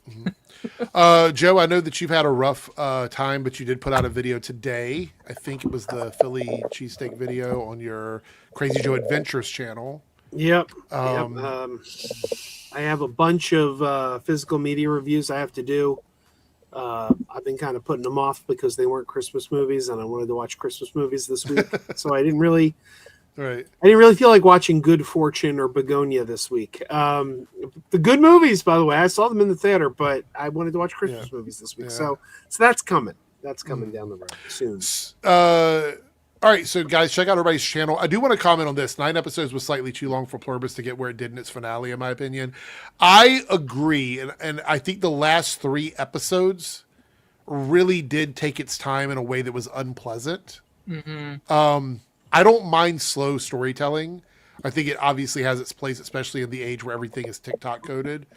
But for me, they really did hit the brakes in the last 3 episodes, and everything was drip fed. And I really wish they would have done a little bit more. I don't like the way the cliffhanger worked. It felt like a penultimate episode, which is kind of annoying to me. So I really hope that in season 2 they come in and really start to answer questions. Because once we get a big reveal in Pluribus, I don't want to spoil it for anybody, but we get a pretty big reveal about halfway through the season. Once that happens, we should be moving at a quicker pace. And I feel like they just really slowed down after that. And so that was kind of my issue. But it's a great show. Great acting, great story. So yeah, that's my only real criticism of that. All right, we're going to jump out of here. Thanks everybody for hanging out, and we'll see everyone later. Take care. Hey there, if you're seeing this, that means we have reached the end of the stream.